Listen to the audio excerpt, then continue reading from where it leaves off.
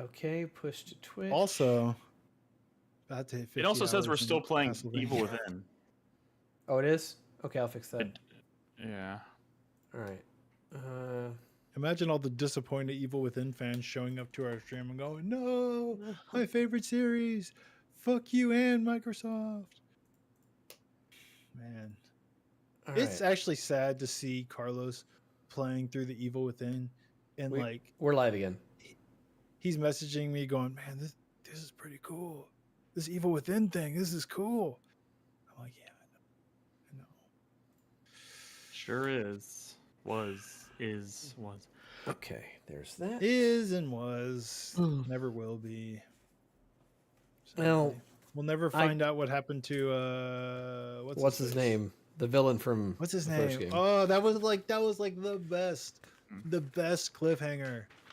And they didn't do anything with it. He had a 1 in 4 chance of making it out or some shit like that. Oh man, damn, perfect DLC setup.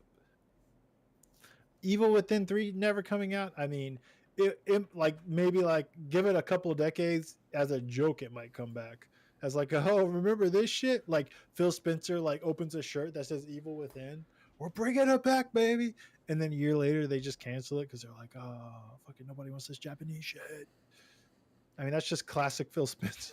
But the joke is that it was never actually in development to begin with, so. Well, he had some nostalgic feelings for the Evil. It was written on a whiteboard somewhere at Microsoft, and that was enough. Exactly. He sees that he walks down the halls looking at the whiteboards, and he's like, "Give me a shirt! Give me a shirt!" Evil Within 2, man. Evil Within 1. Evil Within 1. It's legit. Sick, dude. Nah, they'll just fucking design, sick ass boss fights, sick ass variety. It's got the variety, man. You never see that kind of Resident Evil 4 variety, but on such a kind of a smaller budget, jankier package, right? Resident Evil is so polished at that level. To see kind of a much smaller budget version of that, but then they're like, fuck it, we're still gonna go wild. Fucking merry-go-round of blades, fuck it. Game's cool. You know what was also cool? Shadows of the Dam.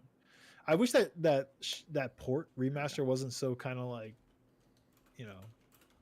phoned in a little bit, because that was a really cool game. They could have done something to really fix some of that game's issues, but I don't think they did. Who worked on the remaster? I don't know. I'm recording. I asked TDM if they did anything about the shotgun or whatever. Testing 1 2. Okay. One of my problems with that game is there's no shotgun. Everything is a precise shot. Even the close range power weapons are precise shots. Check 1 2. There's no big spread weapon, and the game so desperately needs a big spread weapon. Check 1 2 check. Oh, it was developed by Grasshopper. Dude, Let It Die 2. They would never recapture that magic, but that shit was wild. That shit was free to play. That shit was back when free to play really wasn't that commonplace for normie games, or it wasn't a normie game, but seemingly normie looking. Oh man.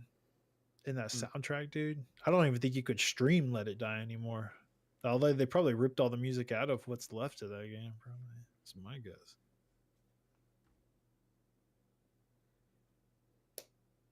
What all do you have on your end back there? Is that a thing of lotion? You got some Jergens over there, buddy? Yes, that is lotion. No. For when you're watching your ecchi content? Yeah, you got it. You nailed it. You crushed it. You got some photos from the 1 hour photo? What the fuck is that red envelope there? It's a receipt from a car dealership. It looks like you got some photos developed.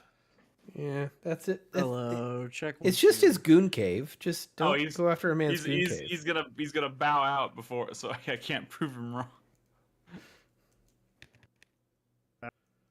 back. Do I sound Car normal to you dealership. guys? What you got there? A You Kia? sound okay to me. Is that the Kia? Yes, it's a Kia. You bought a new car? What kind of car did you get? No, I didn't buy a new. What are you? Brad, are you like What's the make? on something tonight? You're like Testing. extremely high energy, which is extremely. Because I played a Dragon Age and a Castlevania game. Hello, God hello. damn it! I want to talk about them immediately. Testing That's- the mic. That's all it took. Games and franchises I love, I guess. We are so back, baby. Yeah. Mm. Yeah. We've never been more back. I mean, I'm kind of sick too, so I just ride in that vibe. You know, when you watch like Hot Ones and they eat like the spiciest thing they've ever eaten in their life, and some people are like, "Kill me now, I'm dying, I'm dying, I'm dying." And some people are just kind of like vibing with it. I get like that when I'm sick sometimes. It's like, whoa, my body's doing weird shit. Let's ride this wave. You know what I'm saying? I do. I do. I bought the season 25 Hot Ones like sauce pack for a friend of mine, and we were eating them. They're pretty good. Dude, I tried one of the Hot Ones Pringles. Fucking too hot. Yeah. I tried one of the Hot Ones Hot Pockets Was as it well. like a last dab one or whatever? No, it wasn't the last. I don't know which one it was. I was able to The do Hot like Pocket was 7. nasty. The Hot Pocket was not good. I took a little tip of like whatever number 7 was, which is like called Ninja Napalm or some shit, and that took me the fuck out. I was like, no. You gotta do the bomb, man. Like it's all it's just clown Dude, the shit. bomb is awful. Of course, but that's the one, man. You ever? Oh, there was. Oh, sorry. Keep going. Continue. I was watching a thing where like the guy who owns the company that makes the bomb was talking about, how important Hot Ones was to their business. But then like he was saying like, everyone talks about how pungent and like how bad it tastes and everything. Yeah. Like, but really it's meant to be like you add a drop or two into like a thing of soup or something. Like it's meant to be diluted with other stuff. You're not really supposed to just coat a wing with it. It was so funny. You could kind of tell like to him he was like it's one of those things where it's like you're an artist that's experienced success, but not really like in the way you expected. But you kind of just have to like vibe with it and be like, yeah, dude, okay, everyone's eating it wrong, but they like it. Okay, like that's actually pretty funny. And I was known for playing scary games back in the day, Crispy, and all I wanted to talk about was Castlevania and Dragon Age, and they weren't listening. They're listening now, or are they? Like, shut up and play Fatal Frame. That is true. That is true. Shut up and play Grand Theft Auto. You wasted a lot of years of your life listening to what other people wanted and ended up playing a fuck ton more of Fatal Frame than you probably would have otherwise. Dude, I cut that shit off ages ago. We'd be like fucking PewDiePie if I kept playing horror games, man. PewDiePie makes a lot of money, though. This is more of a when keeping it real goes wrong. When keeping it real goes wrong. Oh, man. I don't like people playing on my phone. What? Are we still waiting on Chris Davis? I don't know. I've been ready for a while. Oh, for fuck's sake. We were just talking about Hot Ones. All right, I'm recording. All right, I'm going to do like the briefest of intros, and then I'm just going to let Brad talk for an hour. An hour? 2 hours? Per game, maybe. Oh, man. Fuck. All right, is I'm everybody recording? And remember, Brad, if you feel something big coming on, please try to remember to mute it. I'm not. I hope you know that when I'm editing these shows, I don't listen to the whole show. I get the audio about right, and I look around for like anomalies, but like anomaly. Those are hard to those can be hard to identify. So just do me a kindness. You ready, Crispy? I'm ready. Wonderful. I'm ready. All right, roll call starts now. Brad. I'm ready. Crispy. I'm ready. Chris Davis. I too am ready. All right. Hey everyone, welcome to 4Player Podcast episode. Chris Davis, what's the episode? 815. 815. It's November 12th, 2024. I'm your host, Nick Henderson, joined by Bradley Simons. Jets, airplanes, jet airplanes. Whoa. Who has a lot more energy tonight than I'm used to. I'm still getting used to it. Really? Christopher Guthridge. Hello. And Christopher Davis. Good evening. Welcome back to the show. We didn't do one last week. So it's been a couple weeks, but that gave us more time to play Dragon Age and Castlevania, or not Castlevania, Vampire Survivors. A lot. I'm the only person here tonight who has not played a fuck ton of Vampire Survivors. Apparently. Oh, is that what it's called? We'll educate you on is that what the DLC is actually called? It's Vampire Survivors 2, yeah. Vampire Survivors 2. They put a sequel in the DLC, pretty much, basically. That's crazy. So yeah, we're gonna play a little bit of catch up tonight. We are gonna talk Dragon Age, the Veilguard. We're gonna talk Vampire Survivors, among a few other things. Is there anything? Is anything we want to? I mean, we have our first dive right in. We have our first what? We're here to talk about video games. I don't know. Did you see a movie? Who gives a shit? Wait. Actually, sorry. I didn't mean to. I apologize. I know I set you up and then I made you stop. Just want to remind everybody that we record these live. I know we didn't do one last week, but we normally record these live on Tuesday nights over on Twitch and YouTube. Chris Davis, we successfully on YouTube now? Okay. Yes. We were having some technical difficulties earlier. We were only on one or the other. Now it's fixed. But anyways, yeah, we record these 8 p.m. Tuesday nights, and we usually start with Trailer Talk Live. We watch some trailers. Anything cool in the Trailer Talk Live? We just watch that we want to chat more about. No. No. Everything's looking pretty lame. That new Civilization game looks wild. Okay, I'm not saying Civilization's bad, but I don't believe you, Crispy. I don't think that's... Dude, you have no idea. That's such an unhinged I love Civilization. Civilization's great. I'm not saying Civilization is bad. I'm not, but I just feel like he's trying to, be You're crispy. saying you don't understand how people could be excited about a video of Civilization. No. That's really what you're saying.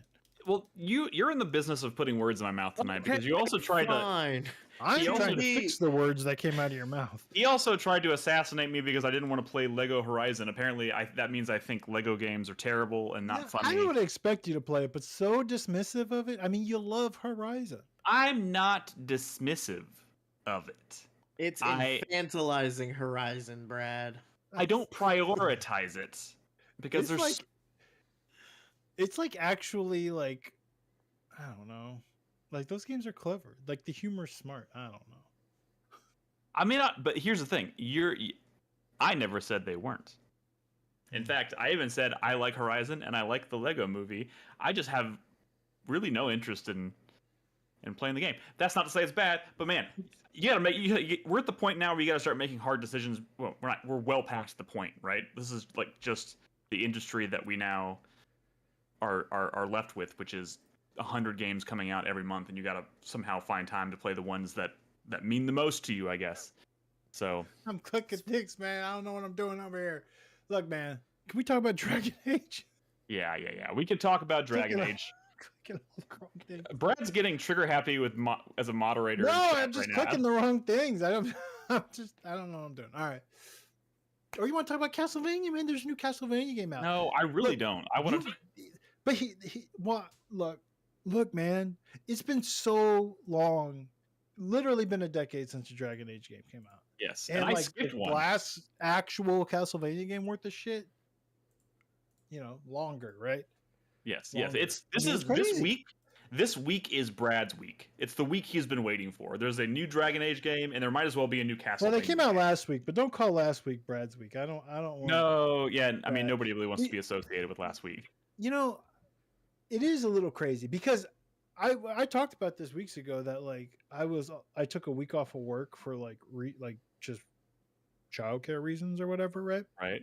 Just because I needed to be off work, and it's so crazy that this stuff came out right around that time, and so yeah, that's what I did, because my kids go Through to the school childcare, I've been playing Dragon Age. Well, I was at home for like childcare, but like my kids still go to school / preschool.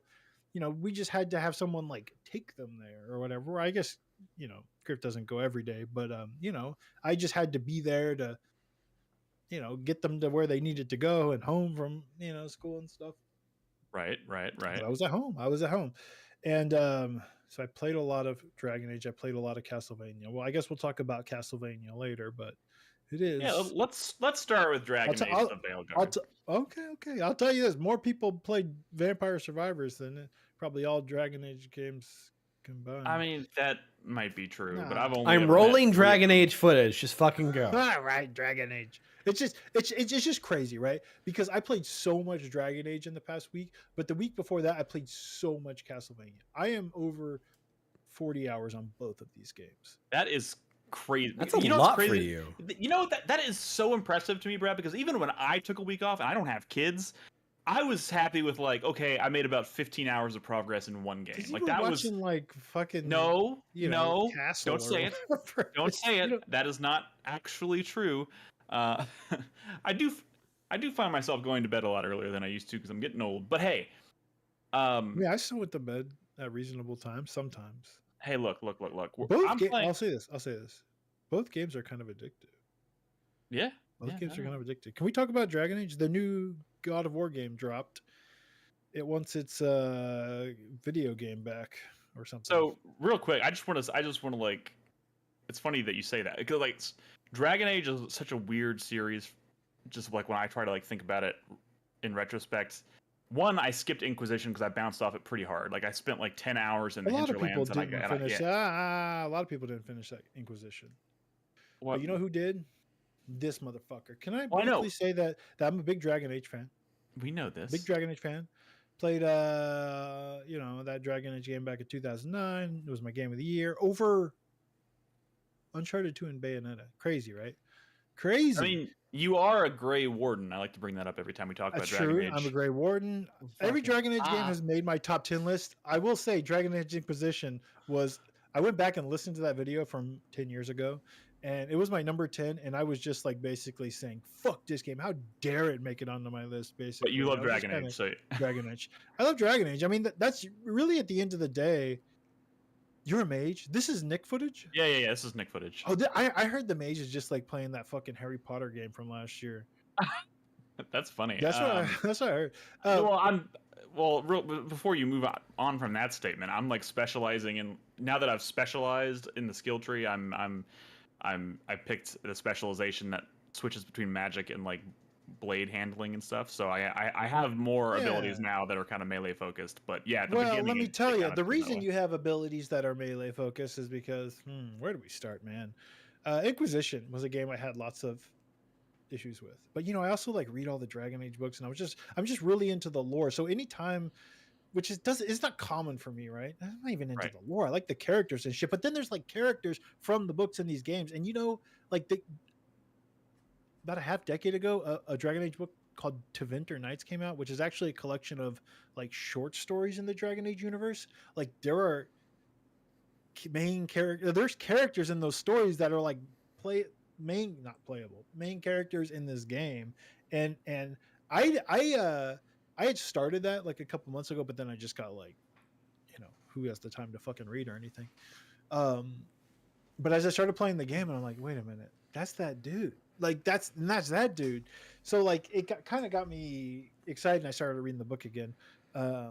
Like fucking Emmerich and shit. There's like all like Lucanus, like characters from the game are like featured in these stories, and it's actually kind of cool. Like I've read all the Dragon Age books, and this is like the first one where I feel like, whoa, they're like this. They're all kind of tying it together, like related to the stuff I was playing in the game. Where they're not relying solely on like stuff that was covered in previous games. They're reaching outside of, that the web of influence has spread a bit to like other media, like books and which maybe that's not always entirely all their own stories. I mean, I still think that some of my favorite Dragon Age stories are from some of those first few books, honestly. But I mean, nature of books, I guess, and video games real are hard. quick. there was a thought that before you go too far into this, because I just want as going into this kind of like my frame of mind, being someone who basically bounced really hard off of Inquisition, but I played Dragon Age 1 and 2 and really liked them. But I've played enough of Inquisition to kind of like now look at them all together as like a group of games, right? And it's such a strange series to look at because every single game, like the series in general doesn't have a kind of a predictable flow of like the gameplay changes dramatically, the visual style changes dramatically from one game to the next. Yeah, I mean, and they all feel but like it's it's still like say those 3 like Prince of Persia games or something from like the PS2 era versus like then a decade later now they put out the fucking that Prince of Persia with the Lost fucking, Crown. No. How do I say this? Like Prince those games, those first 3 games are all closer together than all of those games are to this one, I believe. Now, because what they made is they didn't make a party-based role-playing game. This is not a party-based role-playing game. This is a kind of like a Mass Effect but even like more of an action game than even Mass Effect. It's a character action game where you pick your don't even have health bars. They don't even have health bars. They're basically, we'll get this out of the way. The basically spells. Here is they're spells with cooldowns. Like this game is they're like Atreus from God of War. This game is they're like a button. This game is very God of War. Very, very like modern God of War. And it's crazy the influence. And it kind of tracks because, 2018, the God of War came out. It was kind of a big deal. Dragon Age were probably like floundering a little bit at BioWare. They had made a real-time game because this was probably originally going to be multiplayer or whatever the fuck. Or they made like just a straight up action-y combat system, right? Like even Inquisition, you were hitting buttons and swinging swords, but it was still like kind of like a hack of again, the controller experience from the original game, Origins, right? Like that's the crazy thing is like when Origins came out, it was 2 very different gameplay experiences. It was the PC experience, which is like traditional CRPG, click your characters, real time with pause, like classic Baldur's Gate, but with a tactics menu. And then if you played on the 360, you were kind of like over the shoulder, like you really had to rely on those tactics menu because you were mostly just controlling your own character, but you could swap and stuff. Anyways, and like those 3 games were kind of a natural evolution of that controller experience. They were trying to speed it up, but it was always kind of like janky and hacked together. It's like not the way to do it. They needed to like from the ground up make something that was completely different, and I guess that's what that is. But it really did lose a lot of its RPG-ness in the process, and it now is something that after about 50 hours I'm really comfy with. I think the game is really addictive. I think the combat is really fun, and I like the characters. Also, can I just say too, kind of as a addendum to everything you just said, is that another major component of this was kind of where BioWare as a studio stands, and like you said, they haven't made a Dragon Age game in like 10 years, and all the games they've kind of released in that time has made people lose a lot of faith. And then not to mention there's just the number of people like creatives that have left the studio and now have been replaced with new developers and stuff. It's more or been fired. It is more or less a completely different studio, so everyone was kind of holding their breath to wait and see what this Dragon Age is. But like, even back then, like Dragon Age Inquisition was a completely different studio than the studio that made like KOTOR or whatever, right? But like, I think the question was like, is BioWare ever going to be that studio that people can be excited about again? Well, I mean, so this feels very Mass Effect 2, right? It is an action RPG where you're mostly just worrying about your own character, and you got that fucking lame ass like a Mass Effect dialogue wheel, right? There's an elephant in the room here. We're living in a post Baldur's Gate 3 world, a post Larian world. They're a world where the mainstream has accepted Larian as goated, right? Right. And it kind of, and like if you think hard about Baldur's Gate when you play this game, which I've done a really good job of while playing the game, I'm almost never thinking about it. But when you think about it, it's like, whoa, like quest design, level design, like complexity, like dialogue, like role playing, like everything is like so, like they raised the bar for sure. You can't. They did. They did. Have but to go in and just view this as kind of a comfy. But I feel like that should have been RPG game. That's kind of like God of War. People but like God of War. I feel like as amazing as Baldur's Gate 3 is, I feel like that should have just. Of course, that should be the attitude you go into any game with. Like, if Baldur's Gate 3 is amazing, but I don't want every game to be just a carbon copy of Baldur's Gate 3 because it's amazing. Yeah, I know, but we're talking about fantasy RPGs and like Nick. It's hard to not bring up Baldur's Gate when BioWare literally made Baldur's Gate 1 and 2. I mean, like, know. The history is there. I'm not saying these games were kind of like those games a little bit back in the day. I'm saying you should still be you should still be able to talk about about Dragon Age without necessarily comparing it. Look, I played 50 hours of this game because I think it's fun. I think it's addictive.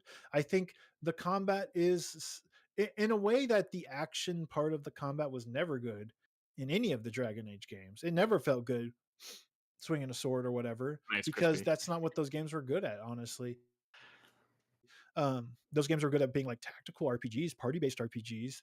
They weren't good at being like action games. I think this one is competent as an action game. It doesn't like feel quite as good as God of War, but you definitely see like the God of War influence. And yeah, of course. And like, even in the crossroads and like not being kind of the main way you get around the world. Moment-to-moment gameplay. No, I know. I'm just saying, like, the crossroads in general is also another point of comparison to God of War. Like literally every setting in this game is put together kind of like a God of War map a little bit, where you're constantly solving these like little puzzles and stuff, like, oh, find the 4 crystals and hit it with your axe that comes back to you, right? I'm playing a warrior and I throw my shield like Captain America style and it comes back. Oh, that's cool. But it feels like Kratos throwing his axe, right? That's probably contributing a lot more than you're giving it credit for to that feeling. Because I'm gonna be honest, I've 50 played hours in this game. Like, trust me, dude, it is. But look, they are cribbing hard. Well, sure, I'm not saying you're wrong. I'm not saying you're wrong. I'm not saying it's a bad thing either. But I'm saying I have also played about 20 hours of this game myself, and I'm playing as a mage, so I don't have the throw your shield and have it come back to you kind of thing. And on the contrary, I haven't thought about God of War very much while playing this, but I see contrary. it. Well, I definitely see it. Play more. Let me check your Steam. You really played 20 hours? I played what the fuck, Brad? What is your problem? Why are you always doubting how much I played? I'm actually surprised that you're not seeing more comparisons. Like, it is very God of War. Dude, because the only thing I'm really thinking about when playing this Dragon Age game is how it compares to other Dragon Age games. I know that's not probably normal, but like the fact that I'm constantly kind of obsessing over the fact that I skipped Inquisition, and I'm nervous about what that's going to do to my enjoyment of this game. Well, it definitely like makes you care about Solus less, right? Which, like, the game. I did go back and watch a video. I did do a catch-up video to like explain the Solus. Did you watch a video for Trespasser and all that? Yeah. The video I watched was like an hour and 20 minutes long, and it covered like. But I'll be honest. You're in real trouble. I watched the Trespasser part. As soon as it started talking about some of the novels, I was like, okay, I'm skipping past the novels. Yeah. Well, Trespasser is just the DLC that explains that. Yes. Solus is. I watched the video, Brad. I know what it is. Well, like, the setup is really cool, and like, we don't need to get into spoilers or whatever, but like, Solus is like a really interesting character, and I feel like they had the potential to make a game with him as the big bad, and they kind of like squandered that. I don't know. A lot happens in 10 years. That was definitely the plan originally, because he probably would have ended up being like the most like interesting villain of any RPG, but instead he got kind of sidelined for, 2 like mustache twirling big bads, I guess, and that's a decision I'm a little frustrated. I wonder if that was because they have cool like conversations with Solus still. Have you finished the story? No. So I'm like 50 hours in, but I'm still playing it very like Brad. Are you sure, Brad? Are you sure you're 50 hours in? So, well, I mean, unlike you, I'm going to explain that my 50 hours is not like a Prince of the Universe 50 hours. Because I've done a lot of like respecking and like build theory crafting and like trying new builds. Like, I think the combat is not only like really fun, the skill tree itself is like decent, but like ultimately I think it's the things you're picking on the skill tree that are like pretty compelling, because all of like all of the nodes, the skills especially, they feel like meaningful, and you combine that with the itemization, which also feels like meaningful. Like the percentages are like big, you know. It's not like you can really like find equipment, and even though at first everything felt a little bit homogenized, it's actually kind of one of my big complaints about the game so far, is that everything might feel a little like homogenized at a glance. Like you were saying, oh, I got a melee for my fucking wizard, but like in reality, everybody can do everything.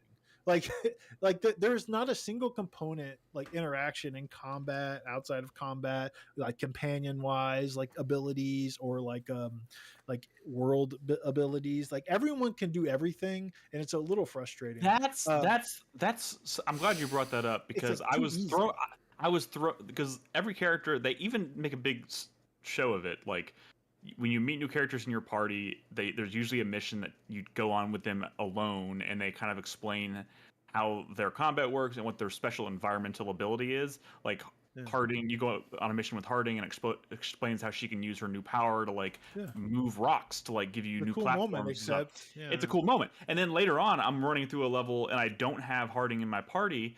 And I come to a thing where it's like, and then it's just like you use your magical dagger and you can do it. And I was like, what the fuck? It's like a cop out. It's like a cop out. It's like they want you to have a very smooth experience, and it is. And I think that what has led to is that, you know, they've made an RPG. It's a very polished action game that kind of goes down smooth, right? But like, which I don't blame them after some of like the riskier chances they've taken that have not paid off for them. I don't blame them for wanting to try and course correct a lot with this. But back on the like the combat and the gameplay and the build crafting and stuff, I started finally getting like unique items, like the red items that have like really unique effects that are kind of cool, and have really got me thinking about combat differently, and like, oh, you know, like different combinations of stuff. Like I've got a cool helmet that like anytime an enemy dies, like a fucking spirit like bursts from them and like attacks like the nearest enemy, and like all like the cool like attack effects and particle effects actually look really cool in this game. And you know, like God of War, it just, the shit looks cool to do, so it's kind of fun to do it.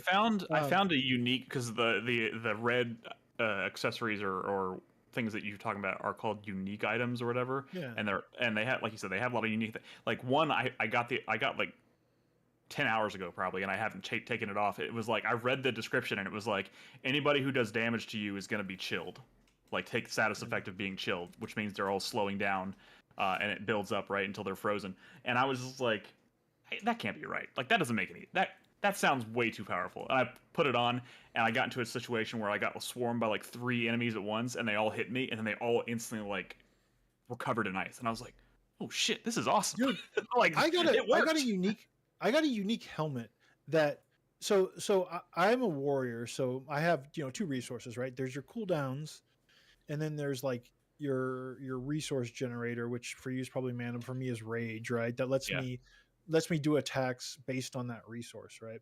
So I have cooldowns, and then I have rage generation, right? But like I found a helmet that says none of your resource abilities are resource abilities anymore. They're all cooldowns. Every single one of your skill are cooldowns. The cooldowns are going to be longer, and your rage generation is going to go way down. Like it's harder for you to generate rage, but for every percentage of rage that you generate, or mana or whatever, we're going to raise your damage by 1%. So now like that is a completely like, oh, we decided to like completely redesign the combat system for this one helmet. See if you can make this shit work.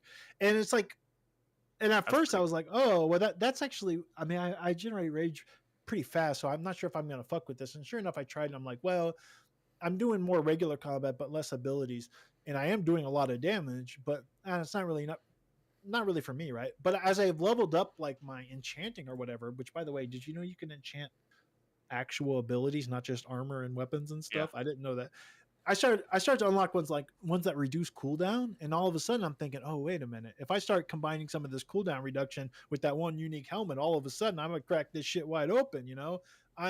It's like there's something there. There's something there with the combat and the itemization and the skill trees. And I think a lot of it is because they're willing to do cool, you know, have these unique items, have these big significant like percentage increases on things that lets you do kind of crazy shit. So it's fun to fuck with. So when I say I played 50 hours, yeah, maybe it's like 30 hours for like a normal person who just kind of head down likes to play the story.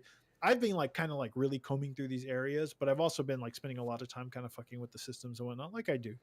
I will say it is kind of a bootleg God of War because this is a really polished game.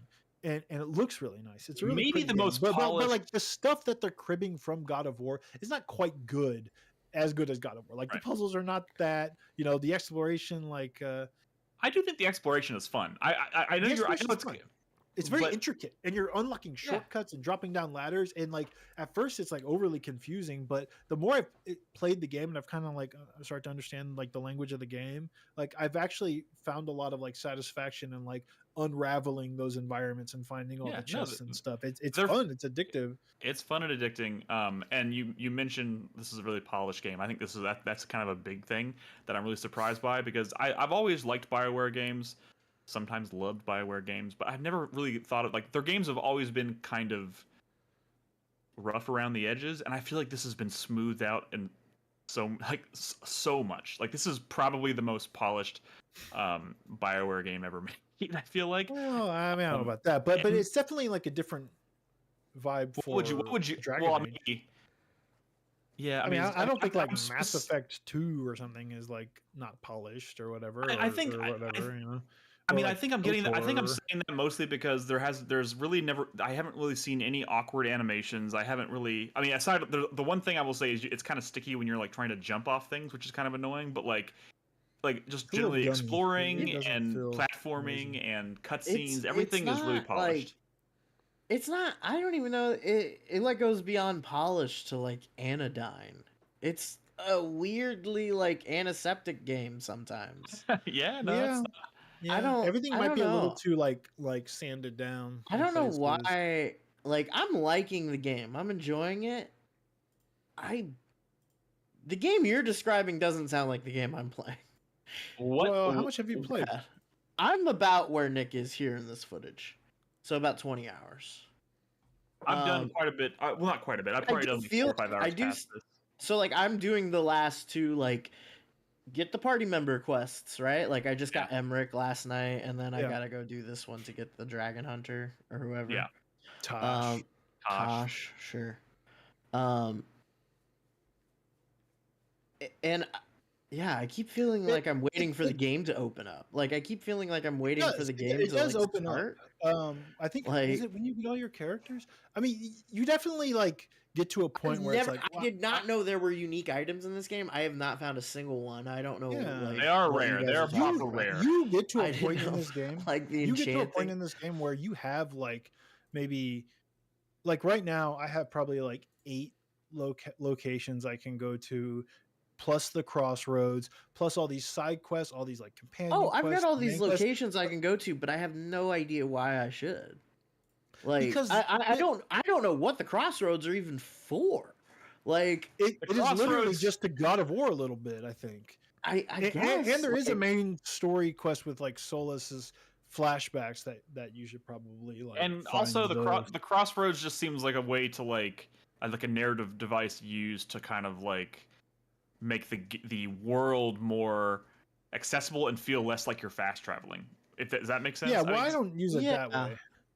It's more like sometimes I'll do the stuff happens in like the main locations or the cities that send me back to the crossroads for whatever reasons. But I just kind of enjoy exploring because, and I think one of the reasons is when you find these chests and you find the loot, you're constantly, it's a weird thing they do. And I don't know, it's a strange choice where the equipment you finding are upgrades to existing equipment, but like it's unlocking, like it's increasing the rarity level of your equipment, which unlocks like additional crazier like perks like onto those weapons. Every time I feel like I'm picking up something new, like that it does that thing where it like just upgrades whatever you have, right? Yeah. Well, it's more of if you find two. It's more if you find two of the same item. Right. Yeah. It just like. But see, what's happening is I don't know. It's making that armor more like unique as you get more of it. It's a strange system that it's upgrading, but as you start to get more and more perks, it also means that start to lean more and more new that isn't what you already have. It sucks. Like it's not good. You know, I've been using the same staff since the beginning of the game. a big reason that like I've been really addicted to like clearing out these areas and doing all these side quests is because one of the things you get is like, and this is very video gamey. So like I can understand that it's not going to click for everyone, but like I'm raising my faction level and getting resources, which lets me upgrade the shops, and the shops are getting me. I've been doing that. Are letting me get like the higher level rarities. Well, through exploration and through the shop, you're buying like the same weapon and armor over and over again to the point where like it's becoming more and more unique, which leans more towards like crafting a bit. But there's also like the costume, the fashion gear as well. I'm always trying to buy that from the shops as well. That's it. That's the only thing keeping me going. Yeah, but see, fashion gear. We're different. like because I don't know. Maybe it is that I just haven't spent 20 hours like playing with the system. But like when I put on a fucking green staff instead of the gray staff I've been using, I don't detect the difference. The only difference is that the green staff came with a new transmog that I can put on, and not only that, like, so many things in this game are just fucking ugly. What? What does that mean? Bits of armor and weapons are just so ugly. Just so fucking ugly. Like they make some weird art choices. And then you put it on, and it's like, this armor would look so cool if it didn't look like it gave me a fucking pot belly. Like, what is going on? Wait, can I ask what class you're playing? I didn't know. Hang on. You've talked so much, Brad. Shut up. Yeah, of course. Can you say what class? I didn't know before this conversation started that I was going to be on the negative side of it, but here we are.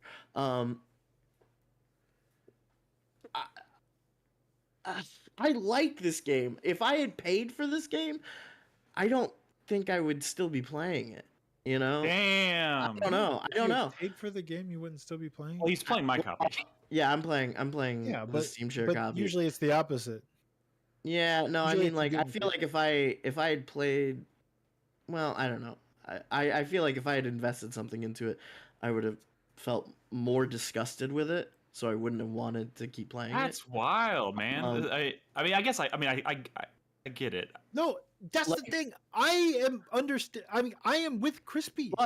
But this is not a game I respect. It is a game I'm enjoying. It is really fun. It is really fun, and I was really surprised by what things I do like. Like, I like some of the characters way more than I thought I would. Yes.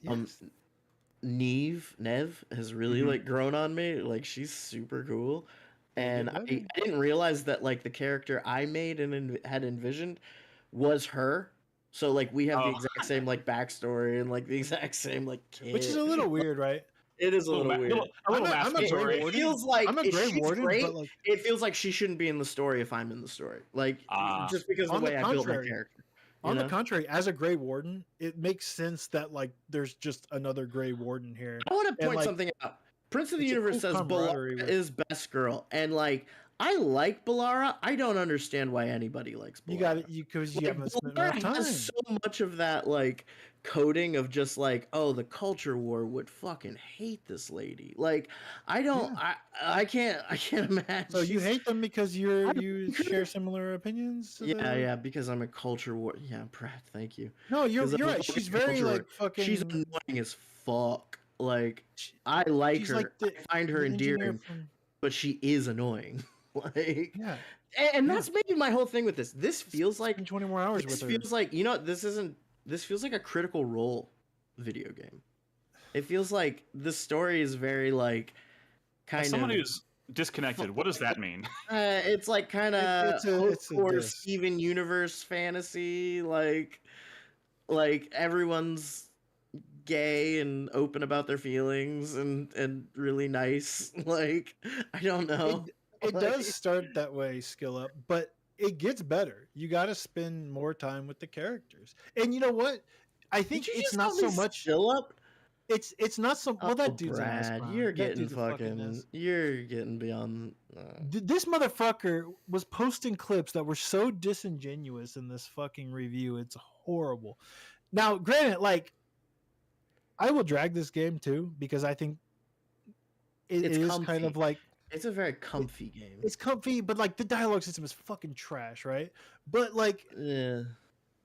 It is trash. Like that dialogue wheel is trash. It's a trash dialogue wheel. I mean, it's better than it used to be. I was talking to my roommate about this because he like genuinely just hates dialogue choices in video games.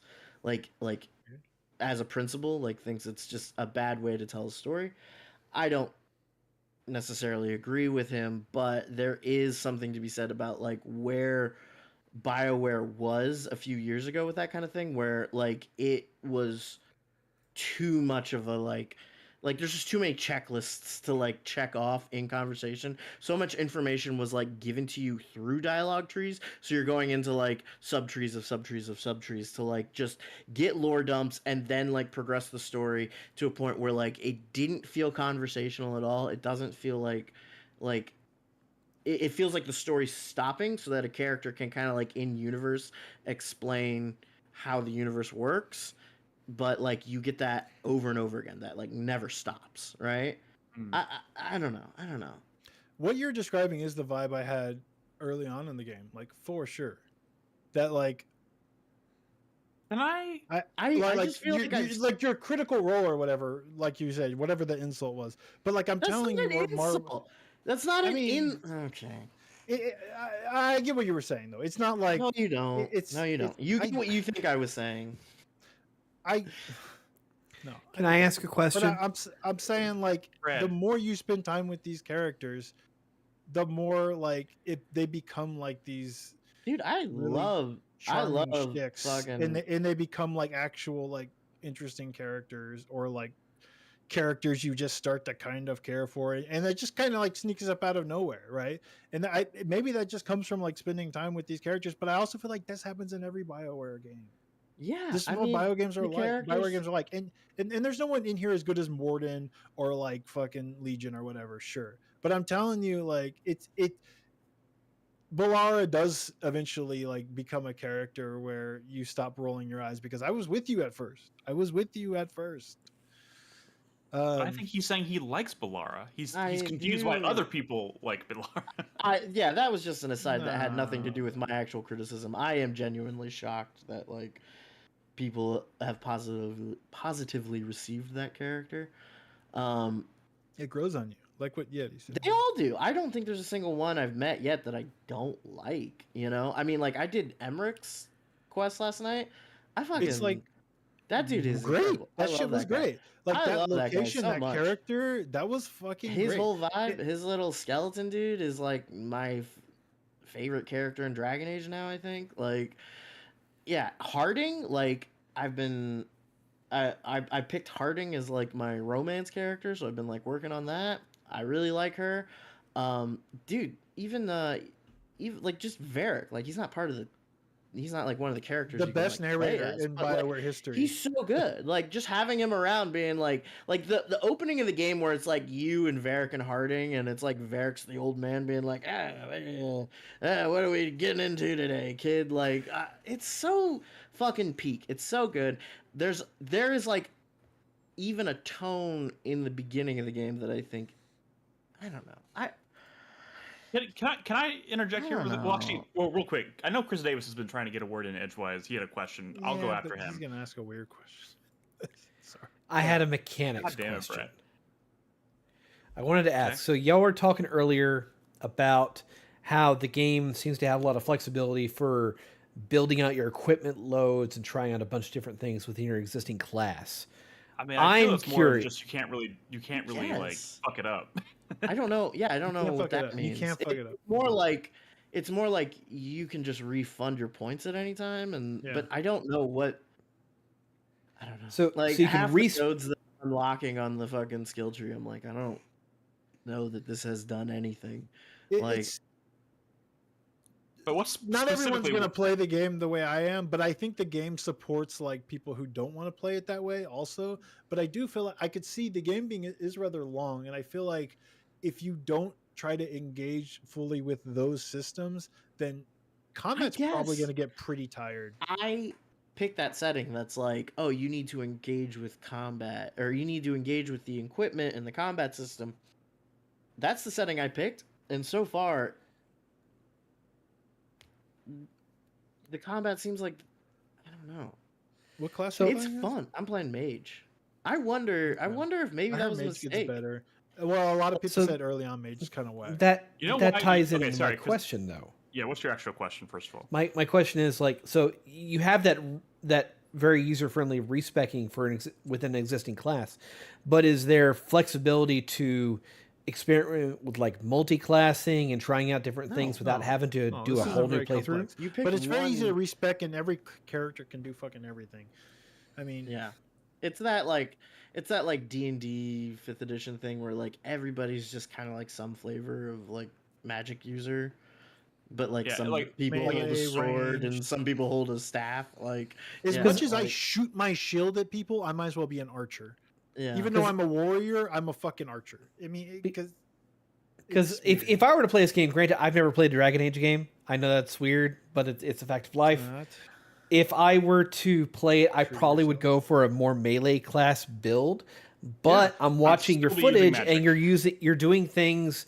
You have basically a Vanguard ability from Mass Effect, the Void very Edge, where you homogenized. dash You do across the map and you slash at a guy, and that's Uh, really fucking cool to me. the Yeah. like teleport. I mean, All you the can do it, abilities like, are the really mage's cool. All the dash. abilities are cool. I will say like the ranged. I don't know. I really like. I like that like the melee or the mage's like ranged ability is just like a beam of light. But every time I do it, like every time I'm like using my staff, I feel like I should be reloading, like I'm using a rifle. Yeah. It's a sorry. little weird, but like I don't know. The Can I warrior, back up to a statement you made a- always play a mage in the Dragon Age universe, but this one I just committed to. I mean, I think really what I've discovered here is that I've been willing to let the past go and just kind of like enjoy it for what it is. And granted, I've been off work, maybe I've just been kind of enjoying a little game that goes down smooth while I don't have to work. But I'm telling you, I was like, okay, this is an action game. I'm going to play a warrior for the first time. And the warrior fucking abilities are fucking cool, man. I mean, my shield bounces around so much and does so much damage when I throw it. It's so fucking sick. Can I- you know, I feel like I wonder if that's like a thing too, because like I feel like all the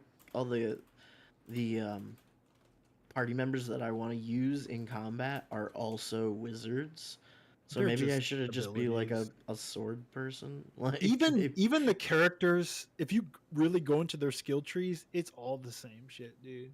Like I know. pretty much all the character. Like if you like, you might see abilities that you think are like unique, but then as you get further down their little mini trees, you're like, oh, this is just their hill.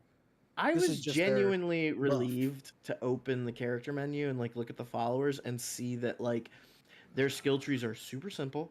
They have their own like dedicated gear. They only have like 2 items that you can equip to them. Their gear sucks. Like, it is very streamlined, like very thinned out, like.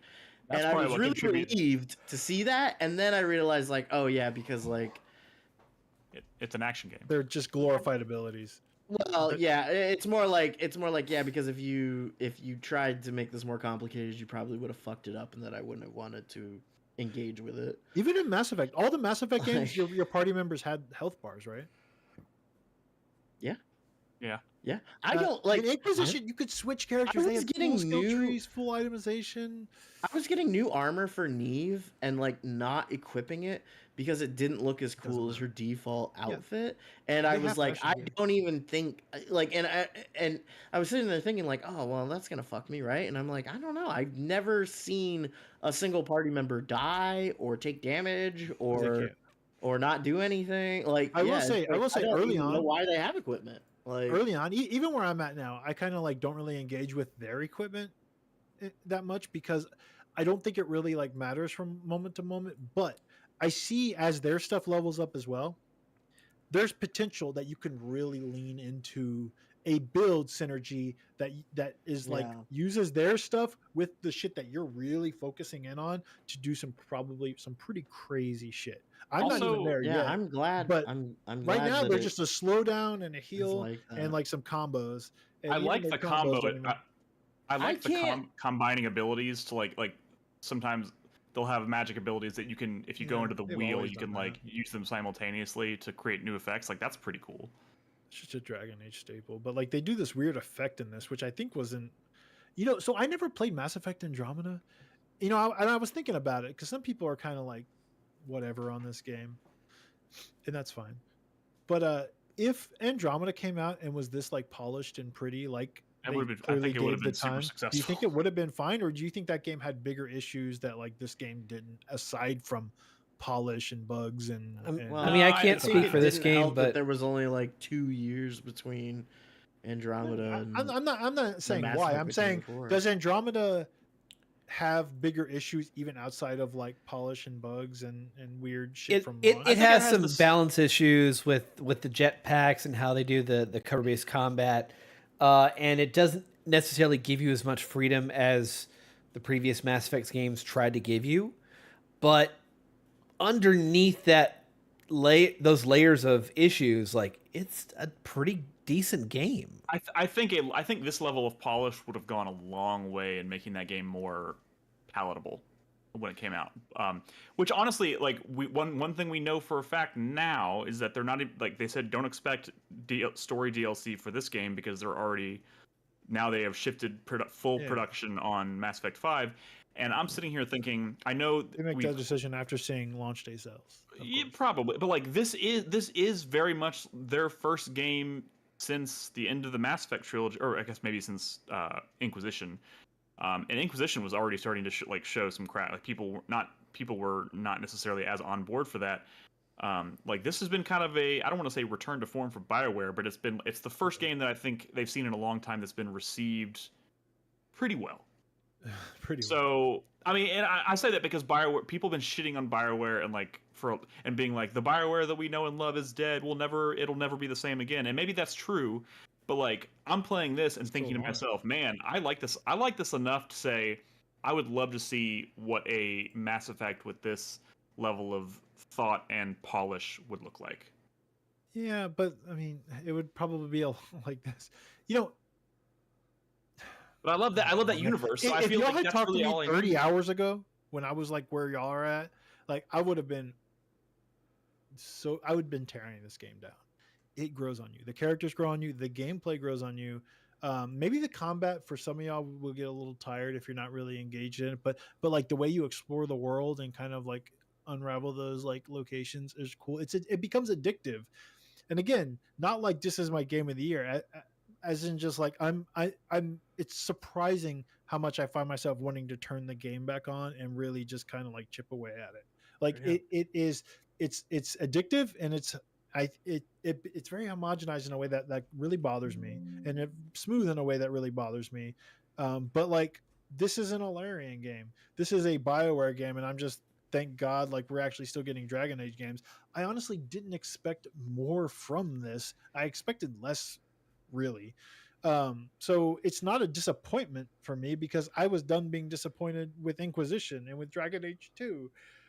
Now it's just a new day, and I like fantasy RPGs, and this is a new one that's weird and like frustrating, but like God of War, like God of War I thought was really cool, but like in the itemization and like the abilities and stuff in that game were kind of cool, but like you didn't get that stuff at like a steady enough clip to where I was like constantly engaged and like thinking about my build constantly. You would get something like every like hour, but here you're upgrading your fucking equipment like constantly by just picking it up. It's very like streamlined, but like it's constantly got me going into the menu thinking about stuff, and it's addictive. I don't know. It's Can I just let me ask you something. Oh, go ahead. What factions did you guys pick? Shadow Dragon. So I'm a Grey Warden, and I like all the Grey Warden stuff now. You're a Grey Warden? Fucking cop. I mean, no, that's not. They're not the cop. They're not cops. That's not a good like that one analogy. that you meet early in the story is a No. fucking cop. They're like the Night's Watch. They're not cops. Yeah, cops. They're cops. No, fuck off, dude. The Night's Watch are not cops either. Fuck you. Cops. But I like that there's a Grey Warden on my team, and I feel like, and maybe it's a little weird when you're talking to Nev as a Shadow Dragon, but like Let's for talk me about as a Asan. Grey Warden talking to me about having Asan and that what's his name, Devrin.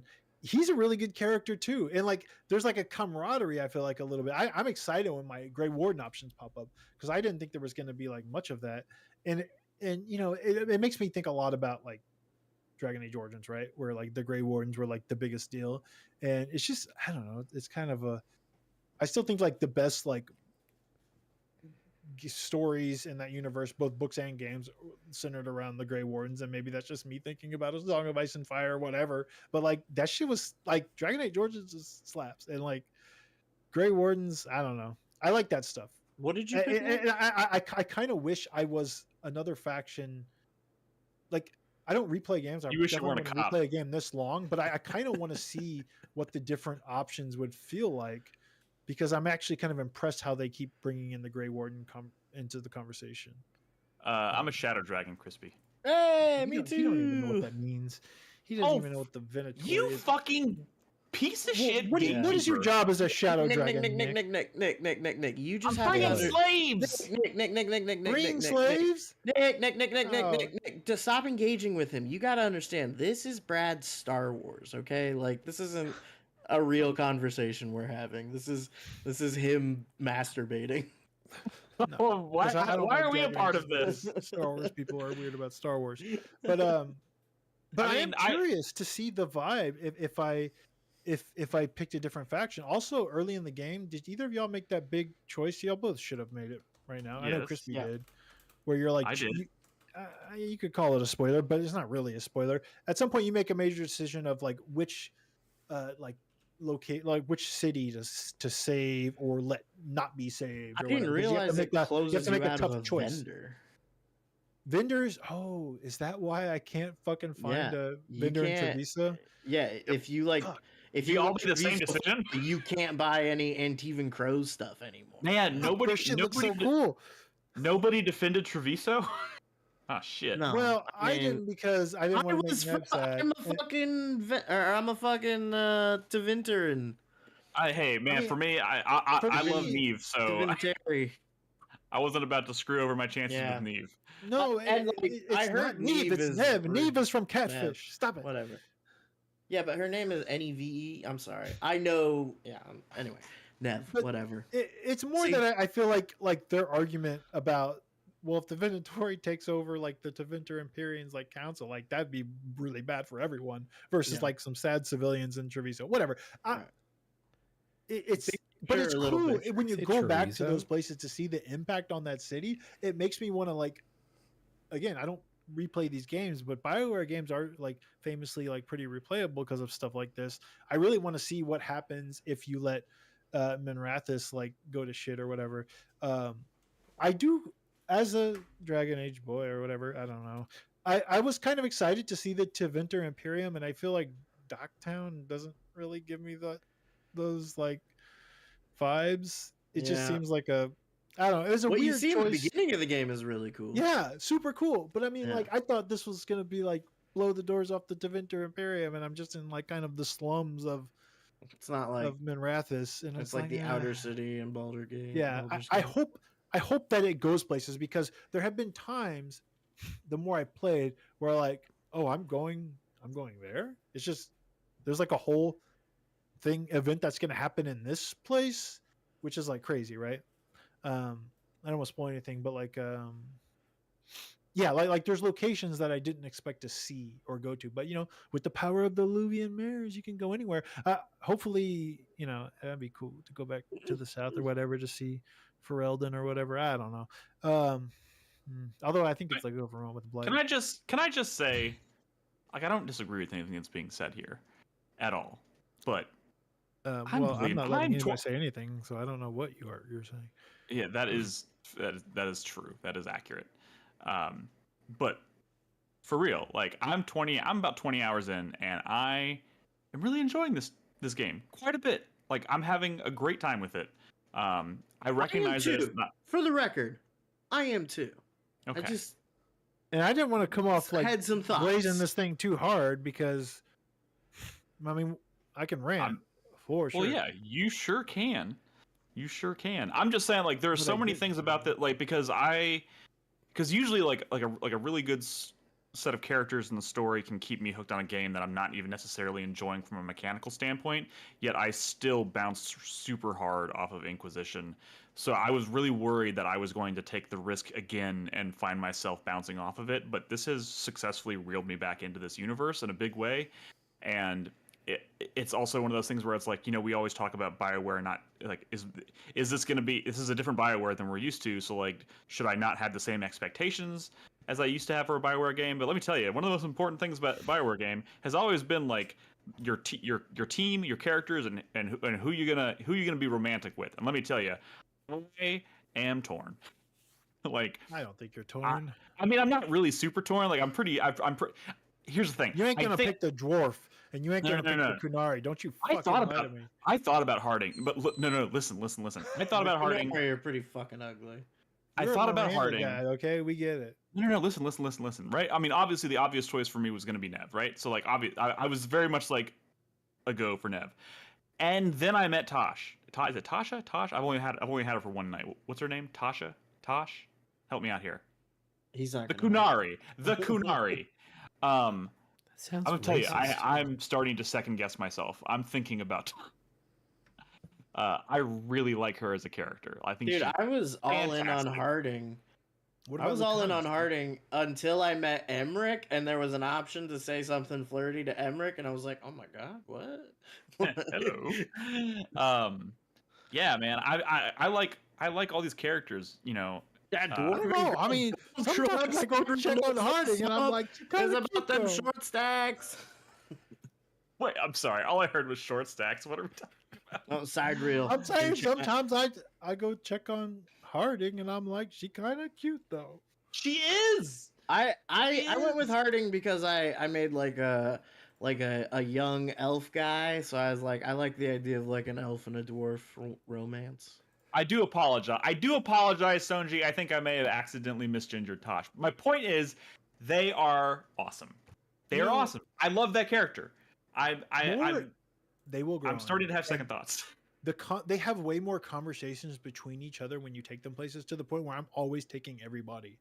Like I'm not like sticking to like some core group, which I usually do in BioWare games. I feel like in this game, I'm kind of taking everybody because it's so easy to kind of get around. You're teleporting. It's so easy to swap them in and out at like little checkpoints or whatever. I'm constantly, and like, maybe the Balara stuff is a little much, right? At first, but like seeing the way she plays off of like different characters. I mean, it's just interactions is what we love about BioWare games. I feel like they're great in this game. It's good. They grow on you. I'm telling you, dude. I took Tosh and Nev on a quest together, and they started having a conversation. Or Tosh offered to help Nev with. By the way, I didn't realize Nev was an amputee for like 10 hours until I saw a cutscene. I was like, "Oh, her prosthetic leg is." Don't tell the game creators.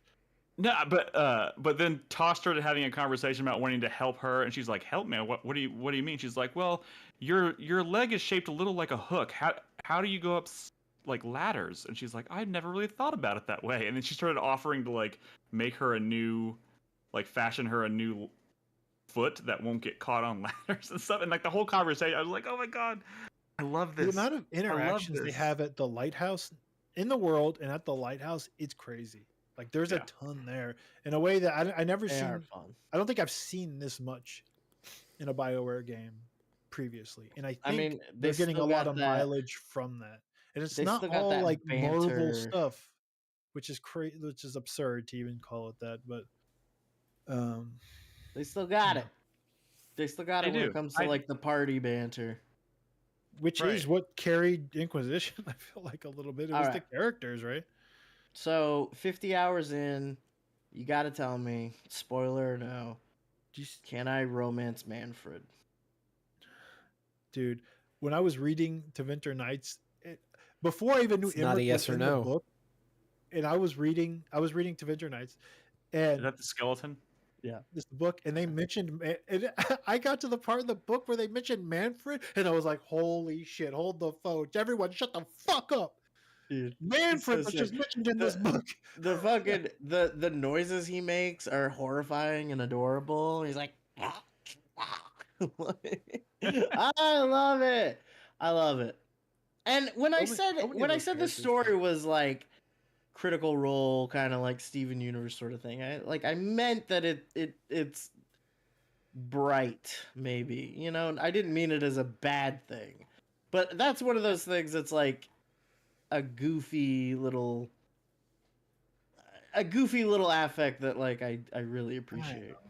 Yeah. Dude. But like Crispy, I believe what you're saying, but picture someone who's like their favorite thing in the world is Steven Universe, and they can't stop talking about Steven Universe, and that's they live and die by Steven Universe, and do the same thing for like Critical Role, and that's more what I meant when I'm like, it's a smidge of a pejorative. You know what I'm saying? Can I name the show that a smidge of a pejorative? Tumblr would really like this game, like Only if you can fit it into 100 characters. Nick. Sometimes they like good things. I can't help it. I don't know what to tell you. Like, all right, I think they like stuff like Sherlock, and sometimes they like good things. Like, I don't know. Damn, attacking my wife. Gentlemen, we have talked about this game for 55 minutes. Sherlock is offensively bad. Dude. I mean, it was fine early. I've enjoyed myself, Sherlock, but okay. Yeah, my wife really likes that show. Leave her alone. I hate you guys. Anyways, let's go ahead and put a cork in it so Brad can prepare for his next masturbatory conversation. Stop calling it masturbatory. I mean, it's not really what it is, man. I'm just talking a lot. The one part was that it was hard to get a. Okay, never mind. Let's move on. Yeah, it was hard. I mean, I hate to say it. You know, we didn't come to the, table with the same, interests and passions. And Nick, I'm glad you're enjoying yourself, but this shit ain't gonna be your game of the year, and it never had a chance to be. I mean, and it doesn't have a chance to be my game of the year either. I can't help but ask when you say shit like that. Are you saying like, if it's not my number one game on my top 10, like it doesn't fucking matter? Which is like, I'm saying this is my episode to talk a lot, just like the Silent Hill episode was your episode to talk about. It's fine. We just have to accept that. We'll be back after this quick break. Chris Davis is the most honest person in this fucking room. He's like, fuck these elves, dude. Knife here bullshit. I ain't playing that crap. Knife here bullshit. Everyone's too nice. Everyone's too nice. I didn't say they were too nice. No, not you. They were nice. Not you, motherfucker. Not you, motherfucker. Other people have been saying, "Oh, they're so nice to each other." Man, Dragon Age Origins, man, fucking. They were like linking clips to like Morgan and Alistair going at it, and I'm like, you idiots. This is actually like a Marvel quip fest, and you're talking about this is the shit that is like your goat, and at the same time you're saying like everything's Marvel now. Like Alistair and Morgan going at it was way more Marvel than anything I've seen in Veilguard. These people need to shut the fuck up. They literally are destroying their own arguments with the shit they're saying. It's crazy. What 8:15? 8:15. I'll be right back.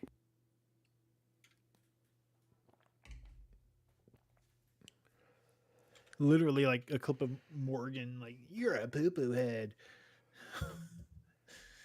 I'm gonna turn into a spider and eat you.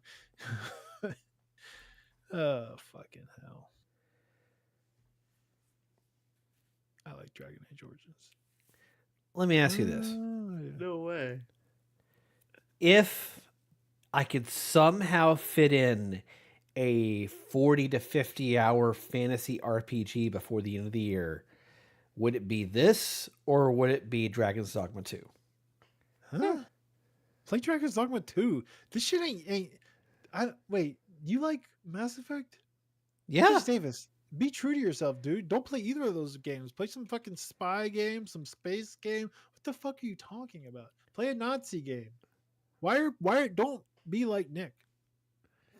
I want to try different things.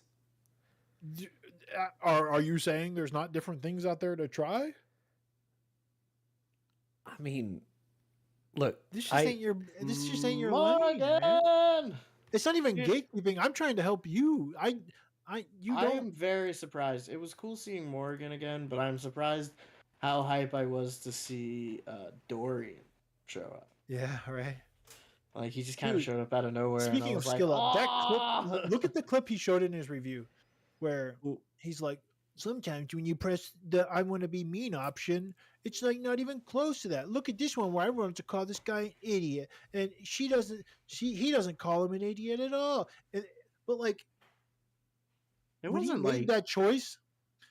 The option isn't like what are you talking about? And then he cut off the audio, and then the 2 lines after that were kind of scathing, but he cut him off.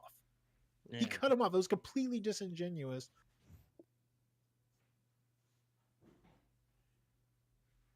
Yeah, I feel it. Whatever. I don't blame people hard on this game. I just think they're thinking about Baldur's Gate, which is honestly maybe. I can't blame them. They're thinking like the bar has been raised. It's been changed. If you don't accept this game for what it is, you're going to struggle.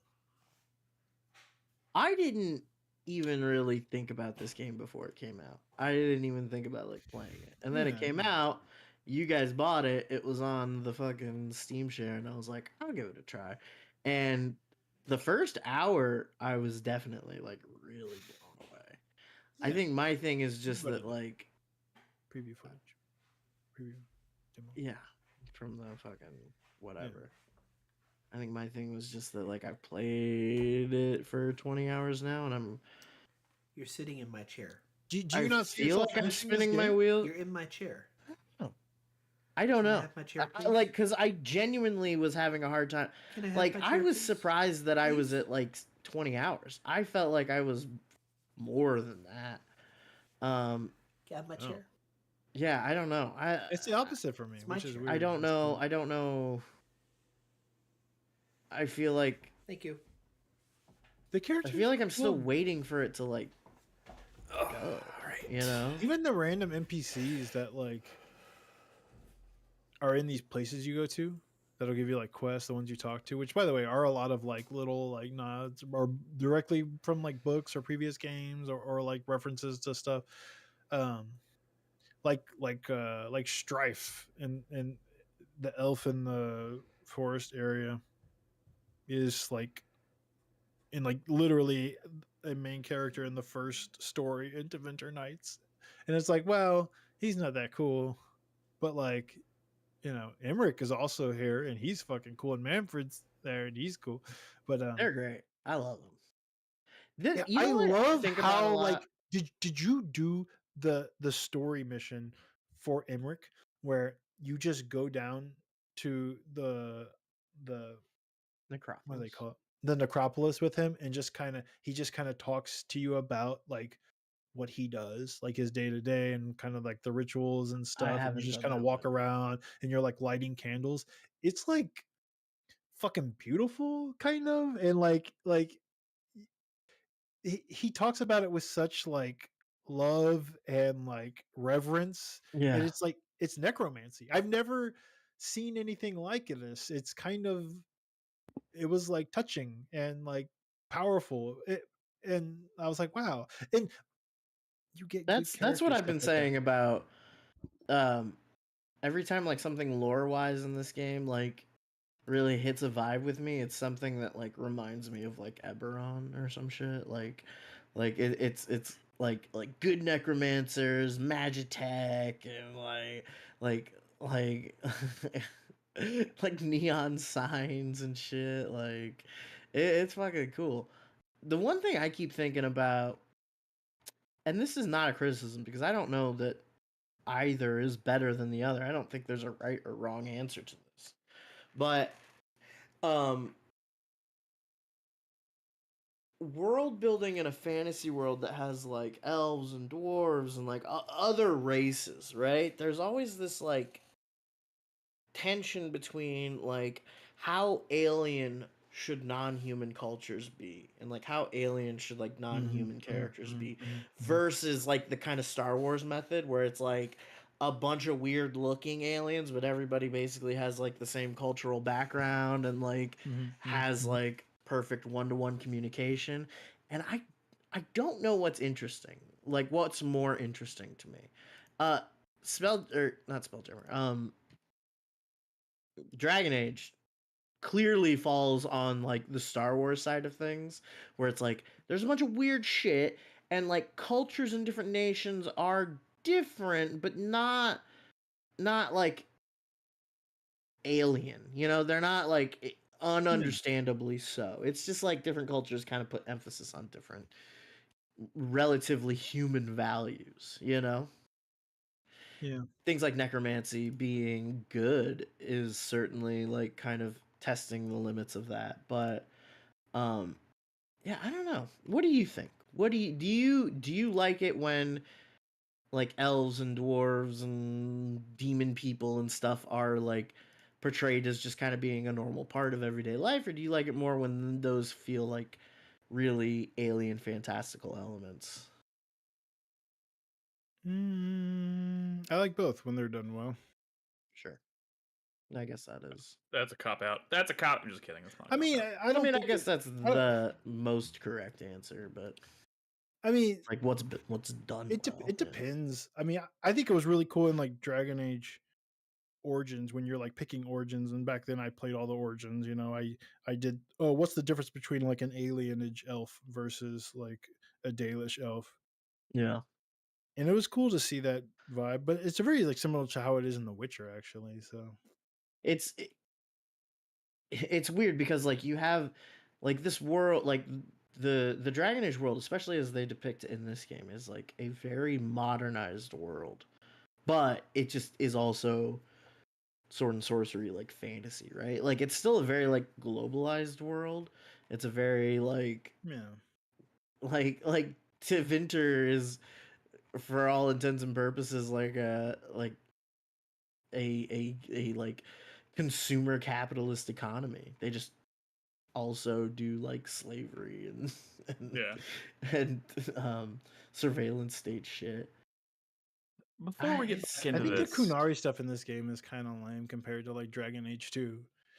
This game has very like Kirkwall energy, I will say. Like I was surprised by how much like you return to locations, and it was very like very Dragon Age 2, honestly. Except in being in one city, you're kind of going to like the same cities over and over again. Like going through those dungeons. But like in that game, the Kunari were like they just showed up to Kirkwall and said, "Nuh-uh, we're running shit here now, y'all. I don't like the way y'all are doing things. We're in charge of this city now." And it was like intimidating, and the fucking Arashok, it's just like an extremely good villain. In this game, it's kind of like, you know, Tosh is arguing with her mother. You know, the parallels between the Kunari and sorry.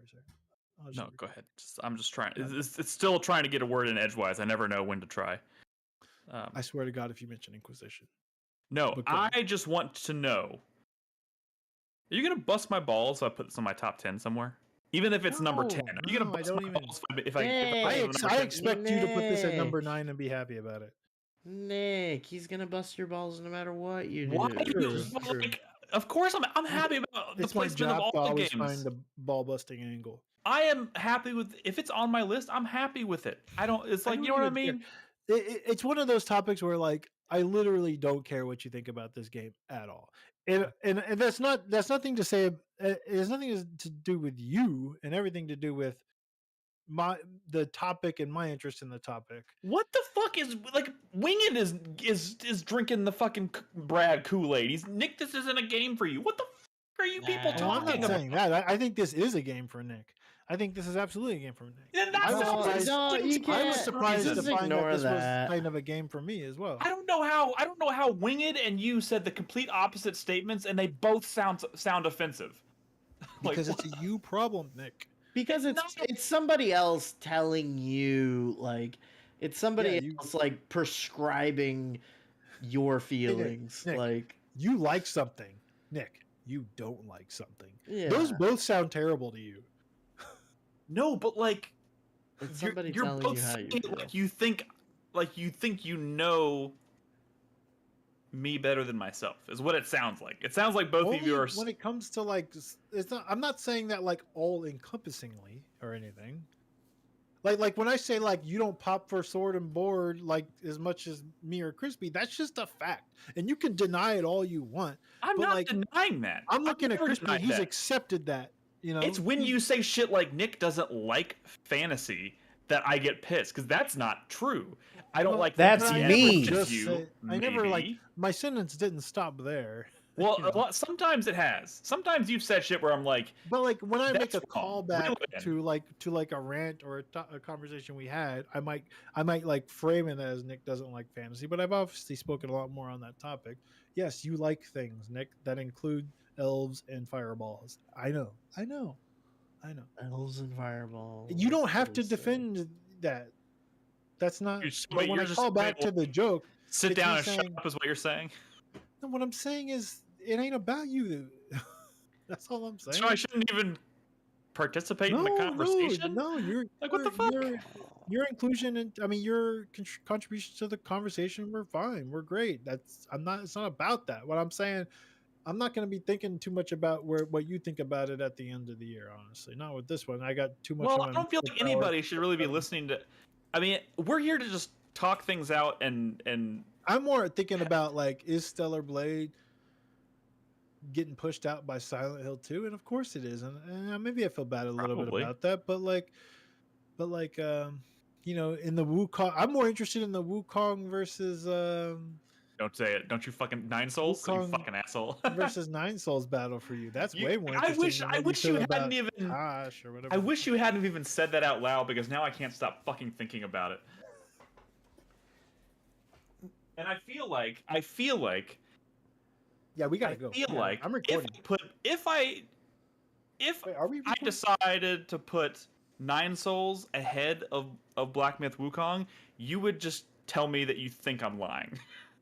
Because you said it out loud. I will say you made the correct choice.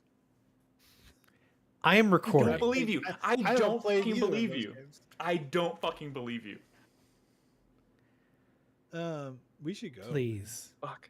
You think? All right. I'm gonna restart my recording real quick. I didn't even know you had started. You were over here talking about nerd shit, and I was just waiting for it to stop. Okay. I'm recording. I am recording. Everybody recording? Yes. For the love of God. Roll call starts now, Brad. I changed my mind. Chris Davis, play Dragon Age. Crispy. Hello. Chris Davis. I don't even know what this show is anymore. Well, welcome back to the show, Chris Davis. Are you ready to talk about Vampire Survivors? I am looking forward to getting about... It's a Castlevania game. God damn it. Castlevania. I tried so hard. There are more characters in Ode to Castlevania than they were in 1.0 Vampire Survivors after years of early access. Roll that sweet footage. And if you've played Vampire Survivors, you know there's a lot of unlockable secret shit in that game. Y'all are all playing this, aren't you? Like all three of y'all? Y'all are all like balls deep in this? I played more than this. I played over 40 hours of this. I played over 40 hours of this, closer to 50. This is a really, and mostly just on the one map. There is the Castlevania Castle and Castle Grounds are a single map in this game.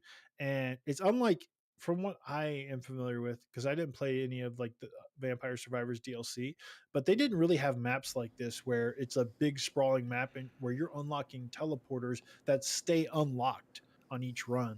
So you can basically go different routes through the castle as you're doing your Vampire Survivors run, which is super cool because there are like secrets and secret bosses, and you're just trying to like figure out all the stuff and find all the stuff within the castle as you play it. And it's been super addictive finding like trying to come up with like optimal routes to like get all of because there's so much to pick up just on the ground. It's always been a Vampire Survivors thing, like ever since, even early access, right? Where as you're leveling up, you're picking, oh, am I going to do the Bible, or am I going to do the cross, or am I going to do the holy water, right? And you're going to choose one, and then you're going to like, oh, am I going to get the sub weapon that makes the Bible evolve, or the sub weapon that makes the cross evolve, right?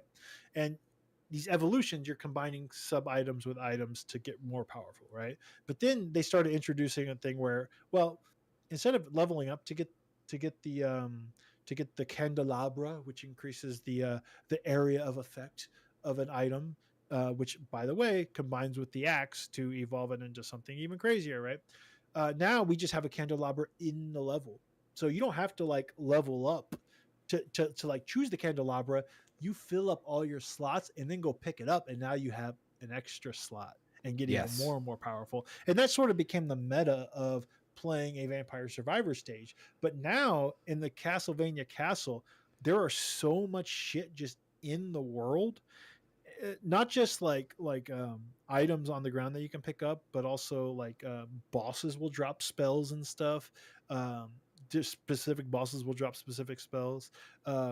You have like the bookcases. I don't know if that was a thing before, where you can like choose, you get the bookcase and you can like choose which sub weapon you want out of the entire list, which really kind of adds like a strategy. And again, with the teleporters and stuff, like finding like a really good route through the castle to hit these bosses at this time to get these items, and then circle back to get the tiramisu, because you never want to get the tiramisu right away, because that's just a waste of a slot. You know what I mean?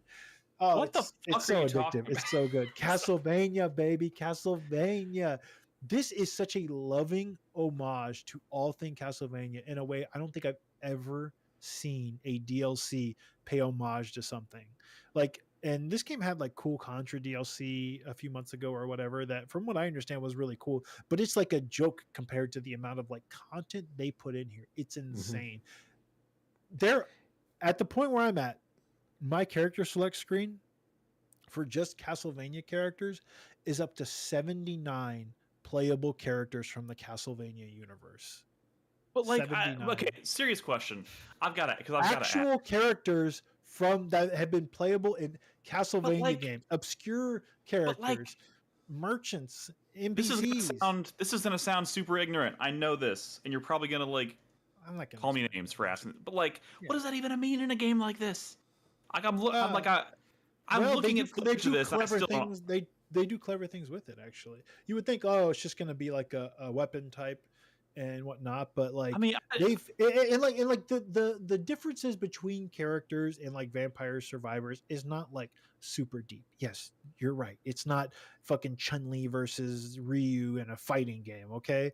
But like, they find clever ways to make those characters and like the weapons they use and like the way they evolve weapons, because it gets pretty complex, like very like they definitely do clever little nods to like the way characters are, and mechanics worked with those characters and weapons worked with those characters in games, to the point where you are seeing like you can tell that these people who made this not just love Castlevania, they know it. They know it all. They know Castlevania like I know Castlevania, in a way that reminds me so much of Castlevania Harmony of Despair, which is a game that had like all of the Igavania characters and systems and items. We just threw it all in one big game that's kind of like Diablo and multiplayer and co-op or whatever, which is great. I mean, it feels like Konami just came to Ponsel and said, look, you can do whatever the fuck you want with Castlevania. Just make certain it looks like fucking Castlevania.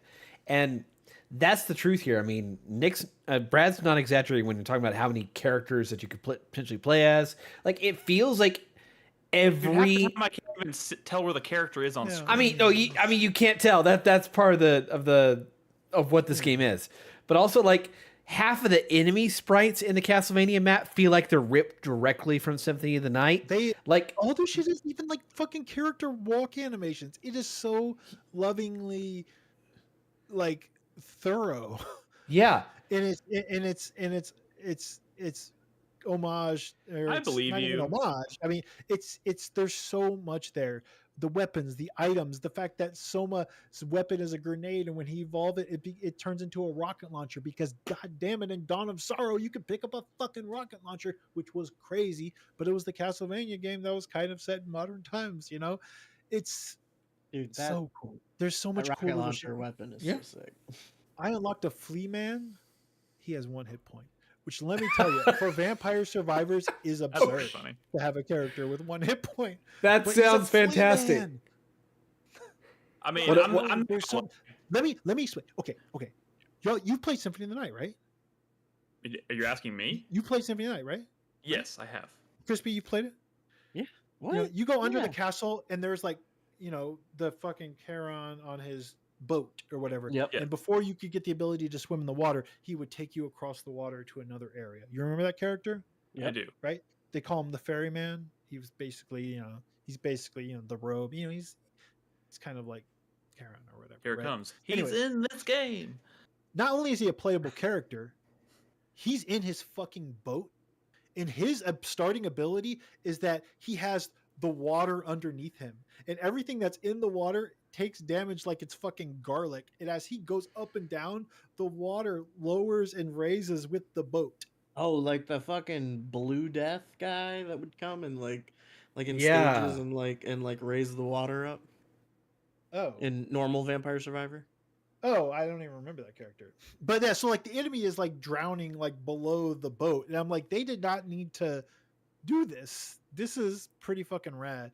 And the weapon choices they make for certain characters, the fact that there are so many different whips because there's been so many different kinds of whips in mechanically in the Castlevania series, floppy whips and 8-direction whips and whips that are those floppy whips, man. And the fucking and all the crazy Alucard weapons, the Chrysogrim and stuff, they have those as evolutions and shit. But you could just be a character with 6 different whips and just fucking tearing ass through this game, and it's so cool. So cool. So something I found, which I've only unlocked 5 characters so far from Castlevania, but Hector, his special ability is that he can summon familiars, and what I found is that based on the familiar you choose, they aren't necessarily attacking the enemy, more like pushing him around. So when you get to the 30-minute mark and death comes for you, you can actually be pretty safe for a good while because he just pushes death out of the way. He can never reach you. It took when you unlock Maria, who has a ton of familiars, it's ridiculous because they just can't get to her. I mean, it's such a weird busted mechanic because it's not like you're gonna kill them, but some people have been doing runs that are in the hours just because death can't kill them, get to them. But the fact that all the fucking familiars are there from Symphony of the Night and they level up with you, they get more powerful and get more abilities by leveling up. So you're gonna trying to route through the castle to try to get the familiar diamond that's in the world quicker. So it can level up with you. Dude, there's so many bosses in this game. There's dozens and dozens of bosses that are ripped right out of the games. There are side-scrolling bosses in the game. The first time I got to a side-scrolling section and the way they hacked a jump into my fucking Vampire Survivors character is the most insane fucking thing. And that doppelganger fight, which by the way, they have the doppelganger fight from Symphony of the Night, was probably the hardest boss in the game because they restrict your weapons. There's other side-scrolling bosses in the game. I won't spoil who they are. They're pretty famous Castlevania bosses, but they don't take away your weapons. That doppelganger fight will take away your weapons, and it's fucking always tricky every time I go in there. It will take away weapons that are not strictly from Castlevania. No, it's not just that. It's not just that because I only play with Castlevania weapons and stuff. They take away. That's just a weird boss fight thing where it just kind of cycles them in and out. I don't even really understand that mechanic, but it's just, I guess they do that so the fight's not completely busted. But this thing is cool. This thing is cool. You can unlock the pieces of the clock tower and just evolve it into becoming a clock tower. And to the point. What does that do for you? They didn't up. Well, you have like pendulums and gears and like the elevators going all over elevators the will go place, up and like they'll and damage they're all enemies. attacking the enemy. It's fucking crazy. So I I'm haven't not gonna figured that out spoil it, yet. But the Yeah. final boss of this game has the raddest deep cut. Like if you're a Castlevania fan, specifically a Symphony of the Night fan, oh my god, the music track that they pull out in that final boss encounter is just I was pogging, man. I was pogging. I was like the pog gif. Oh, okay. So- I was like, what are we talking about here? Okay. That's crazy. I can't believe they did that. The biggest mystery for me right now is that I've gotten to the throne room from Symphony of the Night. Yeah. And Well, I can tell there's something that's supposed to happen there, but I can't figure out what it is to trigger it. Yeah, you got a long way to go. I played this game for nearly 50 hours, and like there's so many characters I have not played as. There is so much content in this game. This is a $4 DLC. That is like such a loving homage to Castlevania, but it is also like secretly Vampire Survivors 2. It is absolutely insane how much they put in this. It's absolutely crazy. But this crab, by the way, boss from Order of Ecclesia, you can play as like fucking 8 characters from Order of Ecclesia. It doesn't even make sense. Like you're playing as like fucking merchants and shit. It's absurd. It's fucking absurd. Does Oh this my not god! just make you a little sad that Castlevania as a franchise is Like so it's crazy that everything like Castlevania is seemingly thriving if you ignore the fact that like actual Castlevania game?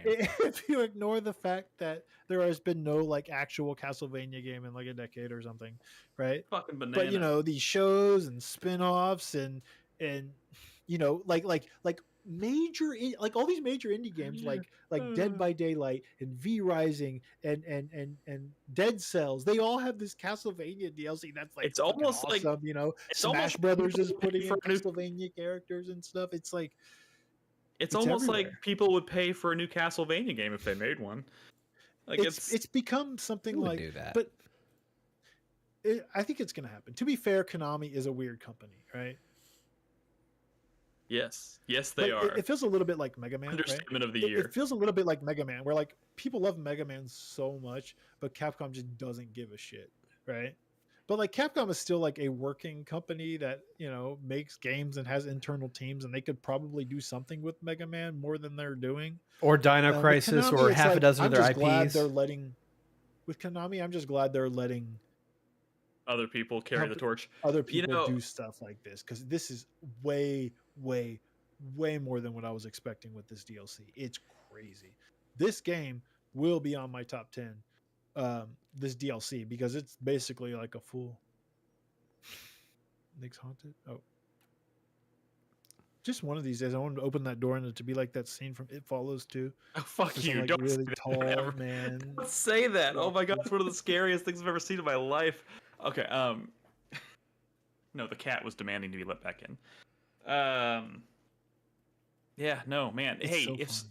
if Silent Hill can have its day, maybe it's not too late for I Castlevania. fucking dare you. Shut the fuck up. You got like 8 Silent Hill games, and maybe most of them are fucking trash, but like you're still eating good. I don't even want to hear it. No, so, dude, no, I have 8 Silent Hill games, but like the last one that came out prior to this remake was fucking That's what?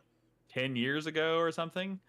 You Was know what I that mean? Like, that's Downpour? about- No, Or- two. You've had 2 Silent Hill games that came out in the past year or Well, so. I know that's what I'm saying. Silent Hill, like Konami is finally giving Silent Hill its resurgence, and if it can happen for Silent Hill, which I would say is maybe the probably the least popular of like Konami's major IP that they have behind Metal Gear and Castlevania, among others, like it could happen for Castlevania.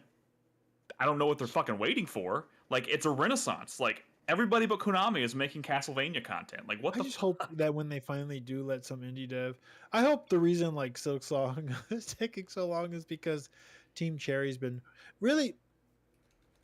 There's a Don't handful of get your- devs that would be like dream projects for me, right? I think the most obvious one in the world is like From Software or something, right?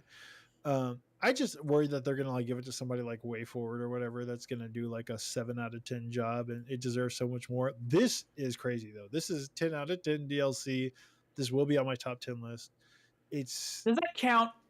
It's absurd. Count for what, bitch? I don't know. This game didn't. Never mind. What does any of this shit matter?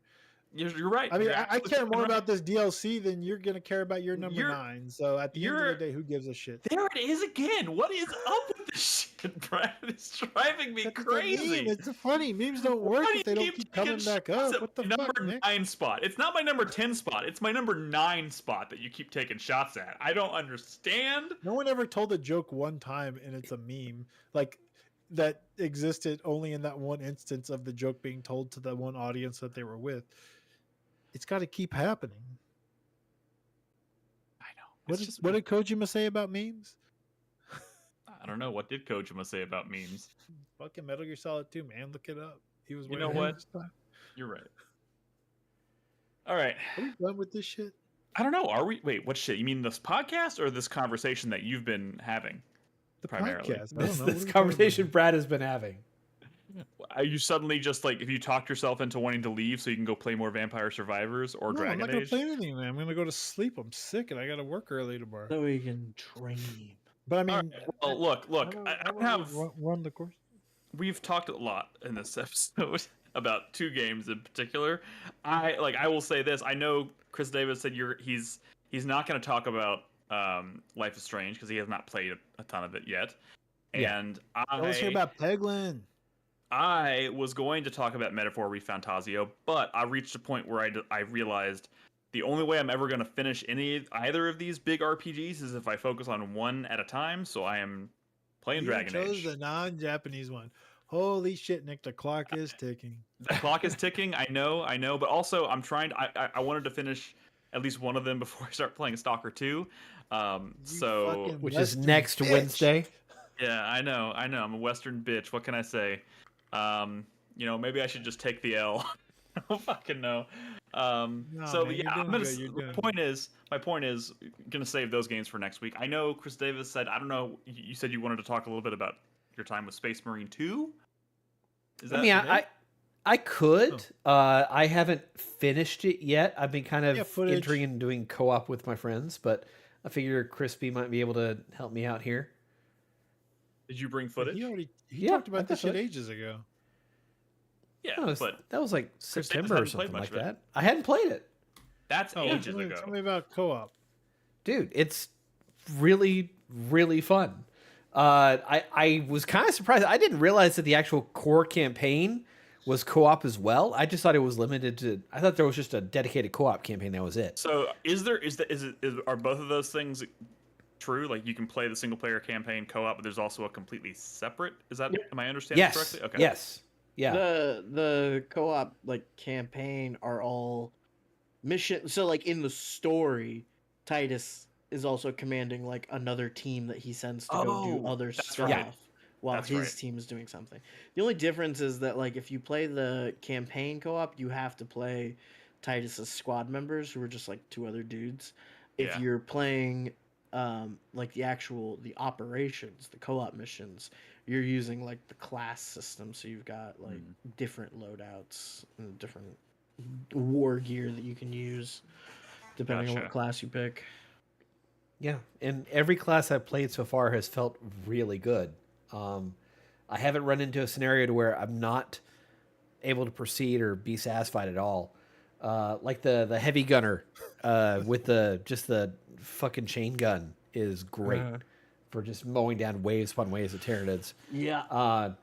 They all make me come. It's crazy.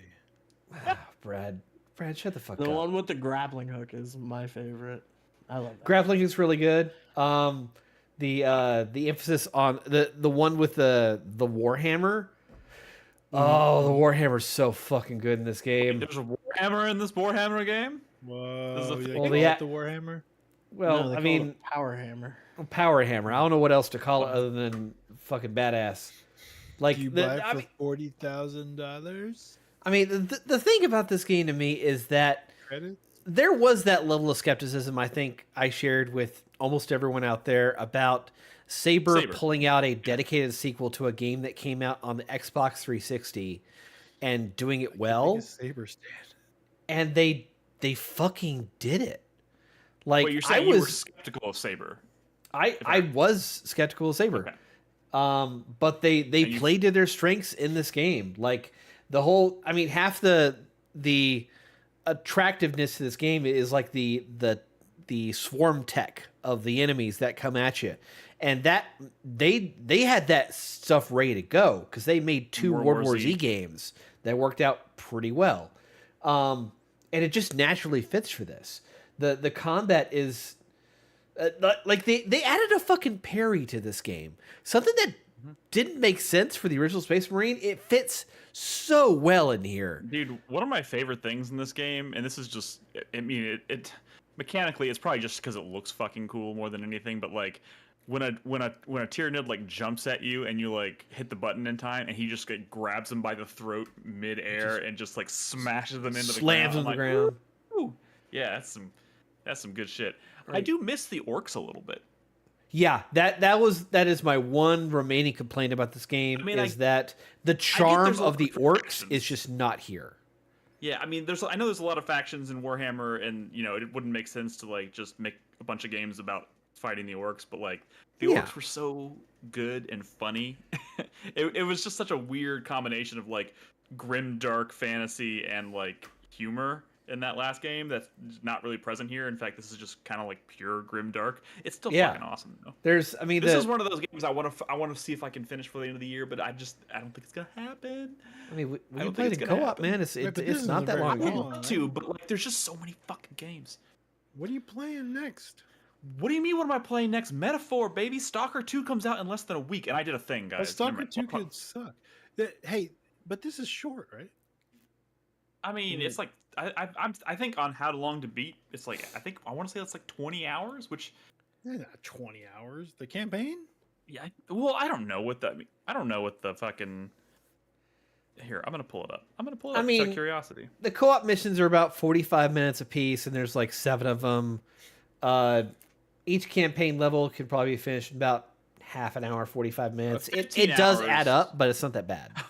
Dude, the difference between like main and extra and completionist for this game is ridiculous. It's 15 hours for main plus extra, and then 65 hours for completionist. Like, what the fuck? Because they're not counting all the co-op stuff. Probably. I guess that's true. I mean, I would like to play some co-op. I mean, there's so many games that I want to kind of like at least dabble in, especially like multiplayer experiences I want to dabble in before the end of the year, including this. Folk Song's coming out soon. Shut the fuck up. That's not happening. Oh, shut up, That Brad. cannot happen. We cannot. It does. That'd be so sick. Brad, stop hijacking this. Oh, sorry. Tell me about it's my favorite part of this game is, from a narrative perspective, how they integrate like the co-op stuff going on with what's going on with the main campaign. Like you do, like you're just it's happening in a natural level that doesn't feel common these days. You run into these, you meet these characters. He said, "Hey, how you doing? You're gonna go do this." And then as you're going through the level, you're getting those updates and those conversations between the characters in the logical time frame in which this stuff would be happening. Like it seems like an innocuous thing, but it plays out really well in my head. And then you combine that, I think, with like how much there is to do and see and explore in like the hub area too, in between the missions. Like, it's just a really well realized. Yeah. And like the stuff you're doing in these co-op missions, they feel substantive to the plot. There's a lot of stuff that is unique to the co-op stuff. Like there's a mission where you go fight a boss Tyranid that is mentioned, but as far as I've played in the game, like I have not come across it like nearly a dozen hours of the core campaign. So like there's plenty of interesting content and boss fights and unique stuff that you just don't get in the core single player. I think that's really just fucking cool. They did it really well. The co-op campaign, how many players is it? Is it just 2? It's 3. 3. Okay. Yeah. Could not remember. Yeah. I'm gonna try it. It's worth it. It's worth it. No. Yeah. This is. I think this is one of the. This is a game that, I think we all had our doubts to some extent with this game, but I think they pulled it off for sure. Yeah. Did you ever finish this, Crispy? Space I think Marine? you finished Yeah. it before you even talked about it that one time. Okay, Yeah. cool. Yeah. Cool How dare you? beans. How dare I? How fucking dare you? Right. Anyway, that's all I'll say about it. Good game. Good game. Good fucking game. Really good game. That I don't know if I'm gonna be able to finish. Anyways, It's not long. Nick. I know it's not. What about Baldur's Gate? You get any Baldur's Gate time on your Yeah, what's agenda? up No. with Baldur's Gate? Where are you in Baldur's Not Gate? this year, baby. Not this year. Not this year, maybe next year. Did you make Dude, it to the city? No. You gotta finish Dragon Age Veilguard. I'm in Act 2. I'm in Act 2 of Baldur's Gate 3. Wow. We're gonna Dragon have Age no, is just better. Brad. Wow, Nick, you're gonna have to call this episode the Bradquisition, because in between his proselytizing Idea. and Not his a bad idea. yeah. Oh my god. What? The fucking Super Mario World is gonna have a Donkey Konga, like in bongo Japan. drums. In Ah, Japan, that's yeah. so Bongo sick. drums? Oh God. That's random also. But thank you. That's a good. It's relevant and pretty They're cool. definitely gonna put that at the Orlando one too, though, because they got that big ass fucking. Wait, they don't have a Donkey Kong. They don't have a Super Mario World at Orlando. I know because I was just They there. don't yet. Epic Universe is gonna have the Super Mario World when that. That was opens. my one regret about going to the Orlando Universal Studios is that they didn't have I was like, I guess I'm still not gonna get to check out Super Mario World, but whatever. That fucking minecart roller coaster looks so sick. All right, before we wrap up with the 4-player minute, Fantasy Critic. Do we have fancy critics? I- There's been I some think stuff. it's a wrap. I'm done. Really, I just need to figure out how y'all are gonna pay me, because I mean, I mean, rules should are we- rules, and should we do you want me to throw in the towel? Do you want us to throw it up the way, or do you want to see how it actually shakes out in the end? we can see. I'm just saying, start saving, because I did fill I mean, two of my we three can throw it slots. out, but I mean, at this point, if that happens, then why even do Fantasy Critic? I mean, Well, what's up with the second place award? That's a conversation we're gonna have off. I don't even think we've decided for sure. well, it was, from what I understand, it's going to be something of some value around the value of a video game. I think is what we had discussed potentially. So yeah, we'll have to wait and see how that goes. Well, What am I going to have to do? Is my problem. Are you saying? You might not be last, right? Oh, you'll be last. I think you already are last. Thanks, He Brad. just took a Thank you. He just took All a your second shit's to- out. All your shit's out. No, I've got 2 games that are definitely coming out. Oh yeah. Three games that are Jones. definitely coming out. Oh, what else do you have? Monument Valley 3, Anton Blast, and Indiana Jones. Oh, yeah. You got games. Yeah, I do. I mean, this Yeah, is- I'm still going to come in last place. That's not necessarily true. That's not. I mean- I felt the same way last year, and I didn't end up in last place. So Well, just saying, anything. well, could Nick, happen. Nick, if you want to repeat history and not fill in your last 2 slots and give me a little bit of hope, I mean, at this That happened point, last year. You didn't fill in your slots. no. I had a full roster last year. well. This year, it's not looking too good for me. I bid on 3 things and got outbid on one of them, and I still have 2 empty slots. 2. Huh? Yeah. So I don't know. Which games? Let me know if you need a list of games to bid on. I don't need your help, sir. I can Yo, do my own has- research. look, Brad, help me out Yeah. here. Anton Blast, are you actually looking forward to that game? Does that game feel like an 85 plus to you? Just give me a little bit of hope here. No, it doesn't feel like 85 plus. I think if Because it hits 80, you should be happy. I mean, I think it's like safe indie if any indie's safe, and I don't think there are safe indies. Like that could so easily slip into the 70s, but I mean, it seems fine. It's just we're living in a post Pizza Tower world, and there's no fucking Pizza Tower. I played that demo. It's just kind of like samey foreground, background. I don't know. Seemed like it was okay. Yeah, I think your best bet is low 80s. I I ran It's out big of enough time. that it should get enough reviews to actually chart. I mean, right now the biggest concern would be that y'all pick something up that isn't going to get the reviews, which is a very real. Nolan ran into that issue with some indie game that he picked up. But I don't know. I mean, whatever. All I said is I will be willing to completely step out of any sort of deliberations or decisions made about next year's run. So y'all can game the system. I don't want y'all to handicap me or anything, but I mean, I am willing to let y'all make all the decisions for next year's league. That's neither here nor there. Let's talk about that. Let's talk about that later. For now, let's wrap things up with the 4-player minute. Let's wrap it up with the 4-player minute. Brad, take it away. So there was another big Brad game that came out while I was on leave of absence. The Monster Hunter Wilds beta, which I could have recorded a bunch of footage and talked for an hour about it, but you know. But of course you didn't. What's the point?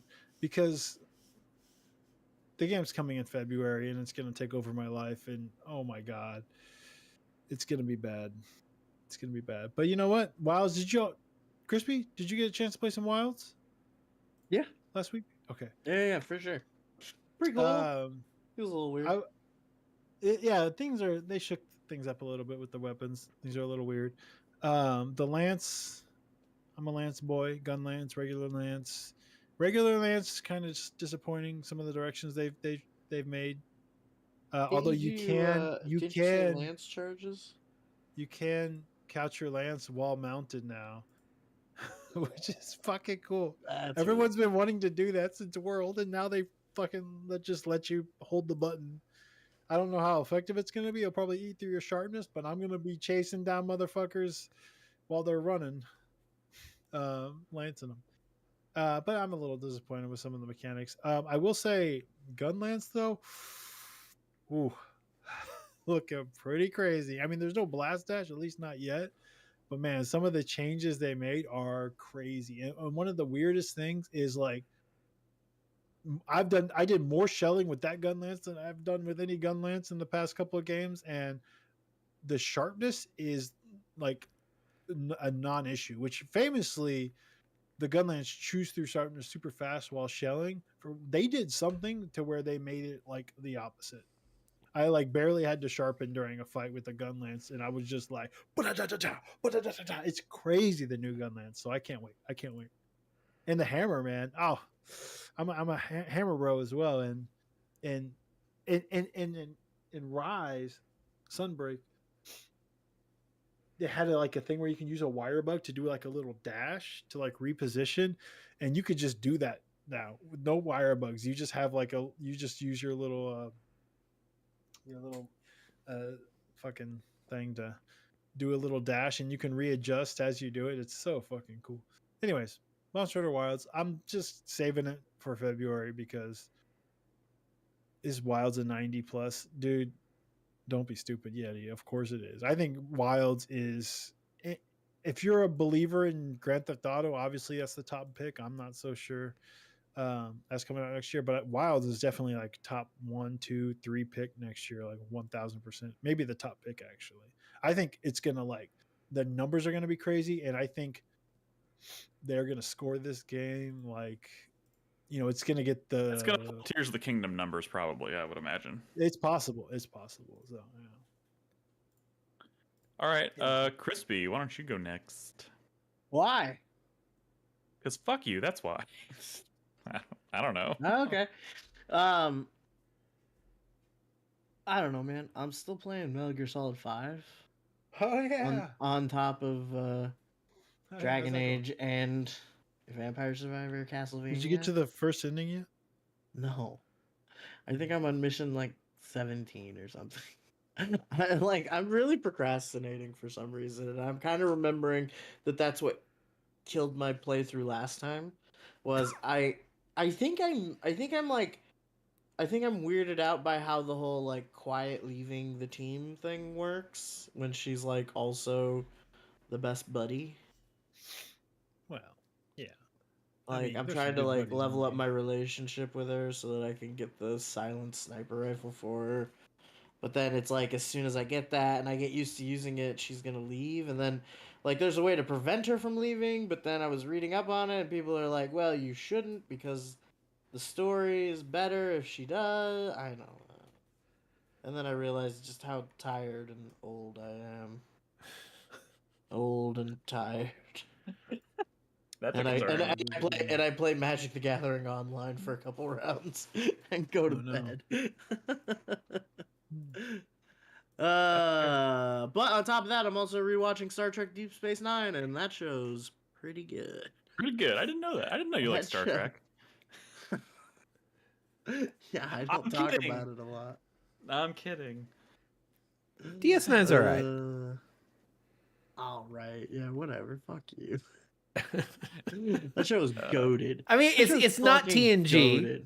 But what is TNG? Dude, I mean, it's pretty good. I mean, TNG is amazing. It's incredible. It's great. But fucking Deep Space Nine is so good. I'm watching because the last season of Lower Decks is going on right now, and it's incredible. It's Weekend in chat says Babylon 5's better. Is that true? Yeah, maybe if you're fucking stupid. Babylon 5 is the beef because Babylon 5 fans are always mad about the fact that CBS stole the idea for Babylon 5 for Deep Space Nine. Winged, don't try to start shit with SG-1. SG-1, Stargate deserves its own little separate fun pantheon. Nerds. You know what I just realized the other day was that fucking oh god, what's his face from the Blacklist? Oh my god. James Spader? James Spader. James Spader was the nerdy guy with glasses in the Stargate movie. Yeah. I thought it was the same dude from the TV show. I didn't realize that was James Spader. That's sick. Was he a sexual deviant in the Stargate universe? Dude, I watched clips from it, and it seems like he is. Yeah. Oh, that's funny. The fact that James Spader has never been canceled is like goated. I mean, he's too powerful. Too powerful. Oh, Should I watch The Blacklist? I don't know. It's a decent show. I think you would like it. Oh, why do you manage to say things that? There you go. I think you, with your bad, horrible taste, would enjoy it. It's all right. I would say it's a show that my dad would really enjoy, so I think it's a show you would really enjoy. There it is again. It's a show that's my father. It's all about the villain of the week in this series, and if I've never loved a show with the villain of the week. if you're one of those people that is like, oh, I'm happy to see this actor all of a sudden for some particular reason, that's what this show is. You just keep getting these B and C level actors that just come out of nowhere to be a villain for a week. I'm not gonna lie. I'm like, half my personality is being obsessed with shows with villains of the week. Like I feel like that's then you would have fun with the show. Okay. Anyways, Chris Davis, it's your turn. Final thoughts. My final thoughts. My closing date is in 3 weeks, motherfucker. Oh shit! It's almost here. Yeah, it's on. That means I'm moving into my house in 4 weeks. So it's happening. It's happening. Yes, I bought the mattress. Yes, suck my dick. I don't care. But like, wow. That's not an own. You didn't own us. You owned yourself. I don't know about your financial decisions. All I know is my back is going to feel very good in 20 years, and we're gonna get weekly check-ins on that. I'm sure. Yeah. Toss and turn all night, and that motherfucker. Fuck you. Man, we're being really. You're not gonna be able to sleep because you're gonna be looking at your bank account, thinking about your bank account, tossing and turning all night. Hey, this laid top ramen can be pretty good. But like, hey, come on, he didn't buy a peasant mattress.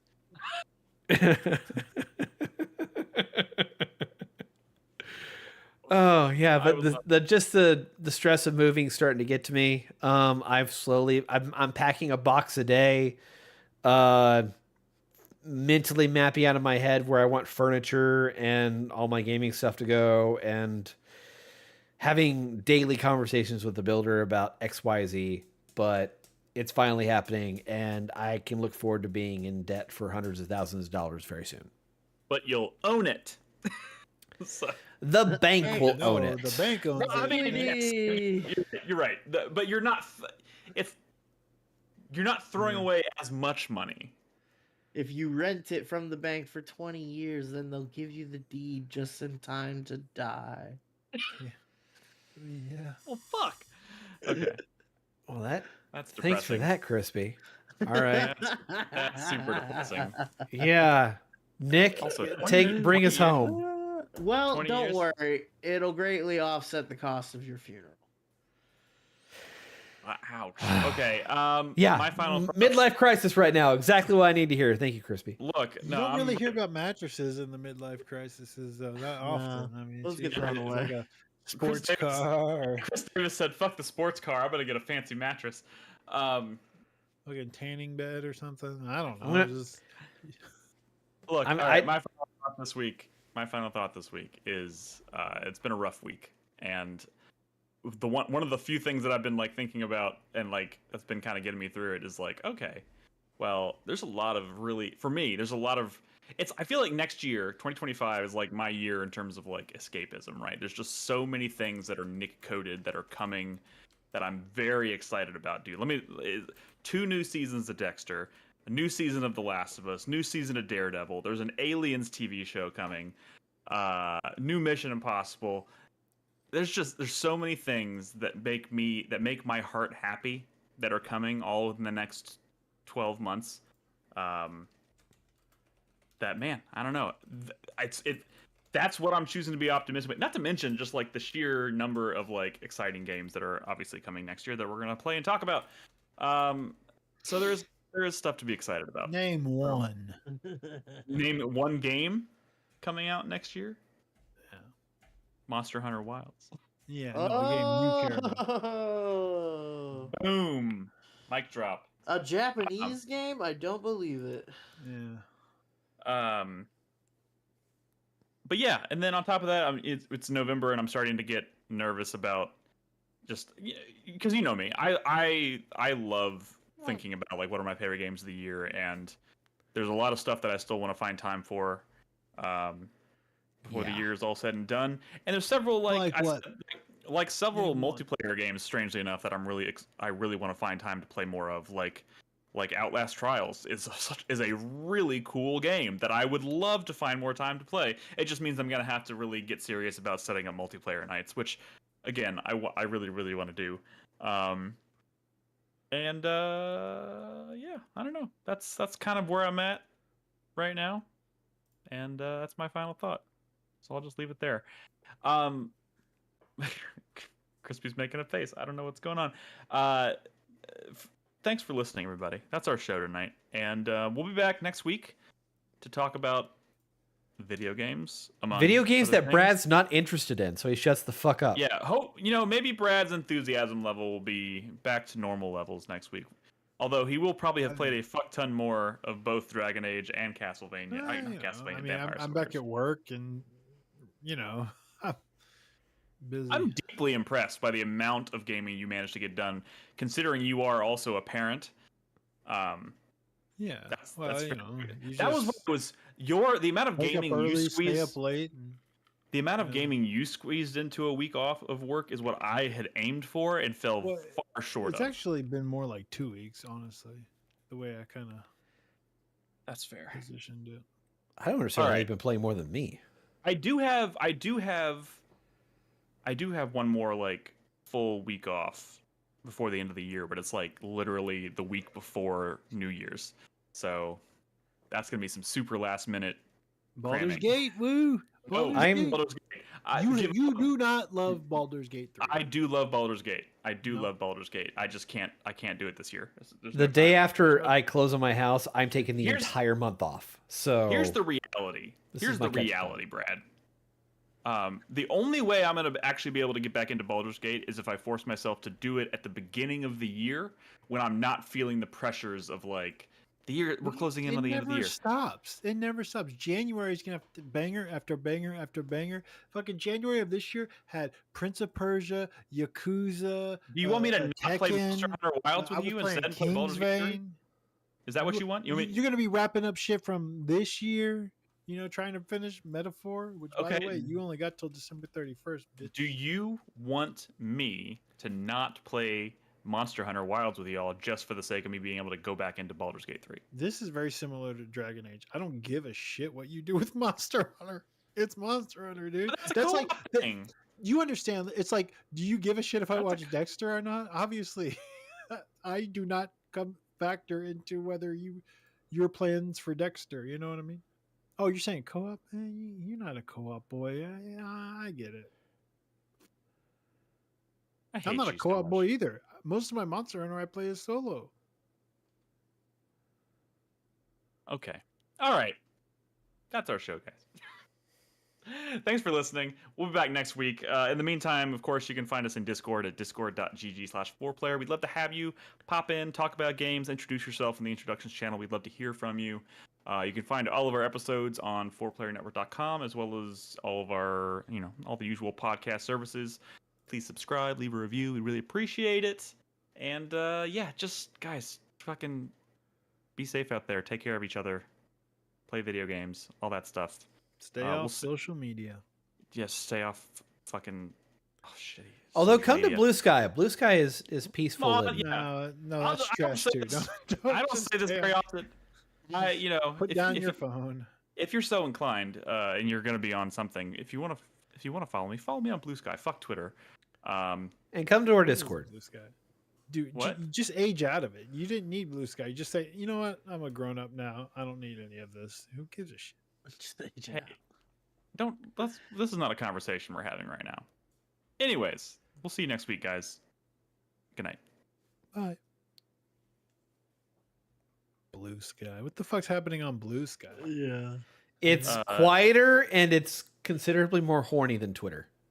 Wait, what are you talking about? I mean, it's factual, man. There's a lot of artists that have made their way over there. Dude. Maybe there's just less bots. Dude. It seems like there's a lot more moderation too. I will say that. Twitter is way hornier than Blue Sky, but that will change. Ain't nobody doxing Nick Fuentes' home address on Blue Sky. Which is a Twitter's where the action is, man. I love it. Which is a point against Blue Sky. Yeah.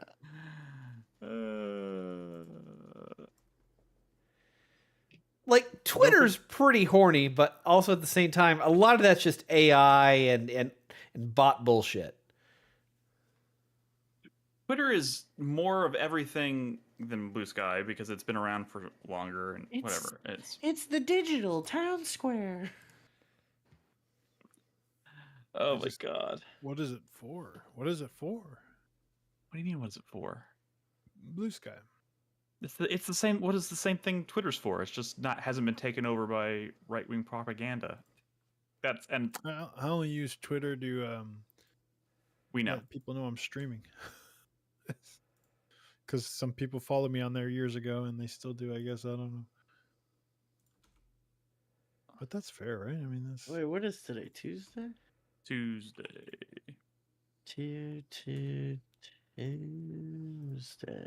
Gladly pay you Tuesday for a podcast today.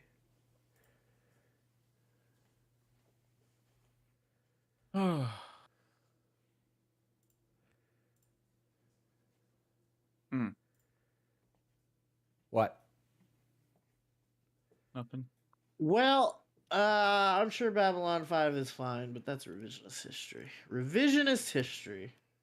And just like that, Brad is gone. Yeah, me too. He gave a fuck.